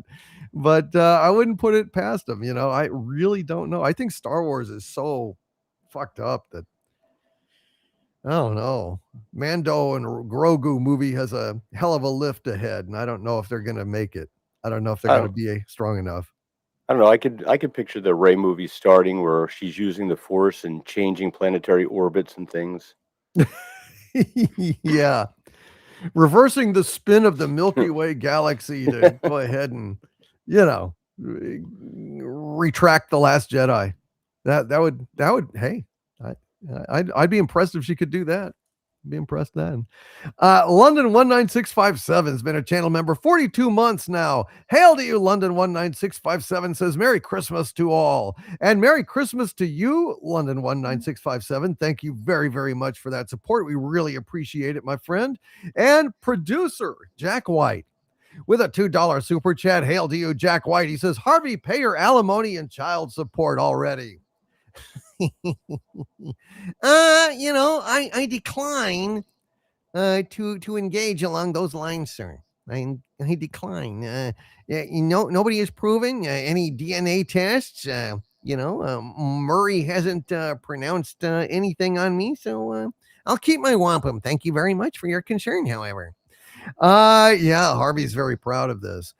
Crouching Taylor Hidden Swift. With a $1 super sticker of the Invisible Man. Thank you, Crouching Taylor, Hidden Swift. And for Travis Kelce out there, and Andy Reid and Mahomes, go fuck yourselves. Kansas City Chiefs ain't gonna win this year, motherfuckers. So, ha. And SHS Rebels 08 with a $3.99 super sticker of the pair giving a toast, a toasty beverage to us. I want to say thank you and hail to you, SHS Rebels 08. I really appreciate it, and I am saluting you in turn, my friend. Thank you for being here tonight, and God bless. F81 Deform with a $2 super chat. Hail to you, F81 Deform. Says, I read on Facebook the aunt was Betty Boop. Yes. Isn't that cool? Isn't that cool that she was able to do that, to carry that forward? I didn't know that. I figured it was just an impression, a very good impression, but holy shit, man. The actual Betty Boop was in Who Framed Roger Rabbit doing Betty Boop, and that's just amazing. Absolutely amazing. What a legacy to leave, and what a sign of respect and authenticity to put her in that movie. That's fucking awesome. Makes it even better to me. And producer Jack White with a $10 super chat, a $5 super chat, and another $10 super chat. Thank you to producer, anime master, manga master Jack White. He says, some rom-com series recommendations: More Than a Married Couple But Not Lovers, A Couple of Cuckoos, Medaka Kuroiwa is impervious to my charms, My Friend's Little Sister Has It In For Me, Tony Kawa, over the moon for you. 365 days to the wedding. I'm getting married to a girl I hate in my class. And Hayuks. Yeah, I believe that's Hyouks. Hayuks. And Jack White adds with a $10 super chat, looking for a series about a boy who is living in a girl that had a war between humans, demons, elves, spirits, and so on, that the humans won thanks to one man, Sid, who sealed the other races away. Then Jack White adds, oops, it jumped on me. Sorry about that, Jack. Adds with a $20 super chat, a $10 super chat. But one day, when Kai, the main character, is out shopping with his childhood friend, Jeannie, and while they are in the middle of a conversation, something strange happens, and Kai finds himself standing in the middle of the city that he and his friend were shopping in, but it's now in ruins. And the other races that were supposed to have been sealed away by the hero Sid are now walking free. So Kai has to find out what happened and who or what caused the change. He adds with a $5 super chat. He says, if you're interested in that premise, with another $5 super chat, check out the series, Why Does Nobody Remember Me in This World? Man, that's a hell of a premise, dude. That's a hell of a premise. Thank you to producer Jack White. And if you guys love anime and manga, I would listen to this guy. He knows what the hell he's talking about. He's seen more than I could ever watch in the rest of my life. Hail to you, Jack White. And Edward Bailey, he gifted 5 Overlord DVD memberships to this channel. I want to thank you, Edward Bailey, very sincerely for supporting us here. And all you channel members, you should look for a new channel member video sometime this week. I do one every single week, uncensored and demonetized ahead of time, so I don't have to worry about the algorithm. Oh, that algorithm. Oh, that troublesome algorithm. Thank you very, very much for the channel member videos, Edward Bailey. Hail to you, Jack White. And hail to Israel R, who gifted 5 Overlord DVD memberships to this channel as well. We got some good channel members tonight, folks. That's fantastic. Some really wonderful gifted memberships. Really appreciate it. Israel R and everyone who gifted a channel membership tonight. We really, really appreciate it, guys. And Israel R also says, been a channel member for 22 months at the Doomentite level. And Israel R says, Merry Christmas, DC, panel, and Xanadu. I'm grateful for movies like Christmas Vacation to give some needed humor during these times. God bless. God bless you, Israel R. Yeah, the gift of humor, man. Needed more than ever in these troublesome times. Israel R., God bless you, my friend. Thank you. And Crimson Phantom, it's been a channel member 10 months. Hail to you, Crimson Phantom, and says, Eddie hated all tunes, but still respected Betty. That's right. Yeah, you still got it, Betty. Eddie Valiant, of course, from Who Framed Roger Rabbit. Hail to you, Crimson Phantom. And Jack White with a $2 super chat says it's Hayuka. Thank you, Jack, for correcting that pronunciation. Hayuka, thank you. And Crimson Phantom with a $10 super chat. Hail Crimson One. He says, I quote, shady do-rags. I like/miss when heroes were just good people.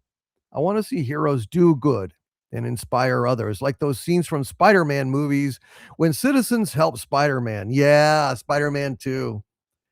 Yeah, he's battered, he's unmasked, and none of them sells the picture, none of them betrays him because he saved all their lives and they know it. That is absolutely fantastic. Hail to you, Crimson Phantom. Hail to Jack White, producer tonight on this Pop Culture Breakdown broadcast, we'll call it that, and or live stream if you want to use the traditional pronunciation. Let's go ahead and go around and have everyone say good night or plug their channels, plug anything they would like. Let's start with Gary Ambrosia at the center of the earth with me. Hail, Gary. How you doing? I'm okay as long as Andy Masterson doesn't crack another joke and damn near kill you. I know, falling down a well or something like that. Anyway, hail you guys, hail to the chat, hail to the wrenches, hail to everybody watching. We love all of you guys, and we'll be back next week. So yeah, join us. Stay tuned. See you later. All right, and that will be Christmas Eve. So I think we'll be here in some form. I'm not sure who will join us, but we'll be here Christmas Eve to entertain you and talk about pop culture. I'm not sure what the skew of that show will be, but we will be here for those of you who would like us to entertain you for a while. And Rob Wright, hail to you, Rob. Go ahead and plug your channel, my friend. Yeah, Rob Wright's Gen X Pop Culture. Hey, this weekend, Sunday afternoon at 5:30, we are counting down some of the top Christmas songs of all time, some of the best-selling singles. Heather L., Tony Stark, and Agent Pepsi One and I will all be on the panel to talk about that. Then on Monday night, 7:30, I'm going to do a live stream. Going to go over one of my favorite Christmas movies, the Scrooge the Musical with Albert Finney. Going to give you facts and figures about that and just tell you about it and why I love that movie. And then I'll have a couple of videos on Rudolph the Red-Nosed Reindeer and Frosty coming up. So Christmas will be awesome on my channel these next couple of days. So come check it out. Keeping that spirit of Christmas alive. Rob Wright's Gen X Pop Culture. Thank you, Rob. Appreciate you being here. And the lovely and talented Heather L., please go ahead and bid us good night and say anything else you would like to say. Good night to the chat. Stay safe out there if you're doing last minute Christmas stuff, because people are pretty crazy. And we hope to see you back here Friday in the chat for Friday Night Frolics or on Christmas Eve. There you go. Thank you, Heather L. Great job tonight. We really appreciated you being here with us yet again. And we've got Sean. Sean, go ahead and plug away, my friend. Well, I just want to wish everyone a Merry Christmas. If you have plans next Wednesday, we hope to see you here. But if not, we hope you all have a good holiday. And as always, it's just been a pleasure to be here. So hail to the chat and UDC and the panel. Hail to you, Sean. We appreciate you, brother. And Doug Nelson in his unusually festive mode. Doug, thank you for being here tonight. And go ahead and plug your vast entertainment empire. Okay, I will, since you made me do it. Yeah, but Merry Christmas, everybody. Hope you have a great holiday and all that good stuff. And thank you for joining the show. Hey, I had a show too. Sometimes I'm known as Mr. Nelson. By great coincidence, the show is called The Mr. Nelson. I know how these things happen. Anyway, you can check that out over at radiomisfits.com or wherever you get your podcast. It's a lot of stuff on there, but one of the things I tend to do are these audio plays, and most notably, one of them is called Night Night. And it just so happens I've managed to adapt that into a series of comic books. You can get your copies of Night Night over at indieplanet.com. Oh, boy, it's a lot of fun. Look at the happiness on Rob's face. You think, oh, well, he's in Christmas cheer. Oh, it's not just that. It's Night Night comics. Oh, boy, imagine the stocking stuffers those would make. Wink, wink, nudge, nudge. Oh, it's all kinds of fun. So don't delay. Get your Night Night today. For all your other Mr. Nelson needs, you can head over to my locals. That's right, I have one of those. It's called the NelsonRatings.locals.com. It's named after my YouTube channel, the Nelson Ratings. Oh my goodness, how much more Nelson can you stand? Well, you're going to find out when you check those out. In the meantime, be sure to check out our lovely pop culture breakdown show here, because when it comes to orifices, we've got you covered. Would that be Orify? Yeah, It could be. Could be. Well, it can be orifices sometimes. Orifices, good perhaps. Lord. Well. There are some.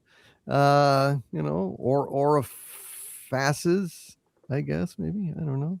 I'm looking for find the out. etymology of the word. And we've got Antiderivative Jill. Jill, go ahead and plug your channel and anything else you would like. Uh-oh. I do have a Jill. channel. Yep. Yeah, I do. Okay. I do have a channel. It's the same as my name, Antiderivative Jill, where I have lots of fun live streams about sci-fi, fantasy movies. Sometimes I play games. Other times I just hang out. And so I hope you'll consider subscribing if you haven't already to spend some time. And thank you, Doomcock, for having me on, especially for the super fun time we had talking about one of the greatest Christmas classics. It So, is a Merry great Christmas. one. Merry Christmas to you, and thank you for being here. And yes, I love your festive sweater, as I said earlier. It's amazing. It's like it's Yeah, got yeah, the it's a lot. Enterprise and It Gorn gets better. Yeah, it and gets better. It's a Kirk. good Holy one. shit, that's really good. Is that like actually woven in there, or is that like printed on there? Oh, this is just a print. Okay, I'm in good. Texas. I can't wear a sweater. This is a long sleeve shirt. Ah, God, you fooled me. You conned me. I thought it was an actual sweater. Holy shit. God! Andy was way ahead of me. Thank you, Jill. And Andy Masterson, go ahead and plug your vast entertainment concerns. Well, I too am wearing my Christmas gear. I've got my mistletoe belt buckle. Comes in handy. I highly recommend. Don't leave home without them. Go to the Christmas party. A public service announcement. While doing my community service in the Xanadu mailroom, I've noticed that some of you ladies are sending your underwear to Harvey for Christmas. Please make sure that they're packaged in the hermetically sealed thing so they can actually travel through the containment field wall. He does appreciate them. I will not be sending them back because we don't need them contaminated and getting any more little Harveylets out there because accidents happen. Anyway, thank you for joining us. We look forward to seeing you again next week for Christmas Eve when we'll be having some frolicking adventures and hopefully entertaining you. And I gotta say, hermetically sealed is very important also because, like Tupperware, it locks in the freshness. Locks in the freshness. Oh. And I mean, otherwise, what's the point? What's the point? I mean, you can go to, Target or Walmart and, get as many panties as you want. But, I'm just saying, it's so obvious. It's embarrassing to even talk about it. So, Harvey, that wasn't a line of Coke you were snorting the other day. That was the underwear. No comment. No comment. No comment. I can't disclose, trade secrets. Trade secret. All right. Well, okay. Sounds good. Let's see. And you know what? Jack White has become an executive producer tonight, folks. Thank you, Jack. Geez, this is okay. He's got a few more recommendations, and he has donated generously to the channel, and we really appreciate it, Jack. Jack White with a $10 super chat, two $20 super chats, and a $5 super chat. Holy smokes, dude. Jack White says, I'm going to read all of these together because they all go together. Looking for a series about humans living on an alien world with a Romeo and Juliet-esque story and superpowered fights. Check out the series Our Last Crusade or The Rise of a New World. Yeah, I've heard about that one, man. You've mentioned it before. It's good to have a little plot idea to go with the titles. Jack White also then adds, looking for a series about a wandering samurai who is looking to redeem himself for actions and deaths he caused during a revolution, who finds himself helping a girl who's the lead instructor of a failing dojo because of a man who's killing people, claiming to use her family's style of swordship. And he ends up staying at her dojo after he helps her out with her situation. But old allies and phantoms from his past start coming out, looking either for his help or to end him. Check out the series Rurouni Kenshin, ladies and gentlemen, and Our Last Crusade or The Rise of a New World. Kind of giving you a little plot synopsis there to go with those complicated titles. I really appreciate it, Jack. Thank you. It was good talking to you earlier, and I really appreciate you being an executive producer tonight on Pop Culture Breakdown. And I apologize for all the vile things that Harvey said in regards to underwear. He's well, I don't know. I think he's turning Japanese. It's like, all you ladies out there are his vending machines. All right. That's all I can say. From the center of the earth. And by the way, we will be here Christmas Eve, just to let you guys know. From the center of the earth, this is Dictor Van Doomcock and my panel of pop culture pundits, bidding you all, my friends, have a wonderful, wonderful rest of the week. See you on Friday. See you next Wednesday. Merry Christmas to all of you in case I don't see you before then. And stay angry. Look at that. Look at that from Jill. That's awesome. Good night, everybody. Good night, everyone. We'll see you Merry later. Christmas. Happy Hanukkah to those of the Jewish Good night, faith. all. Thank you all. Hail to Kurt James. Hail to Jack White. Sean Carter out there. Edward Bailey. Great to see you all. The Horror King, Ezra Goldstein, Chaos Oi, Miskatonic Madman. Good night, everyone. Good night, all.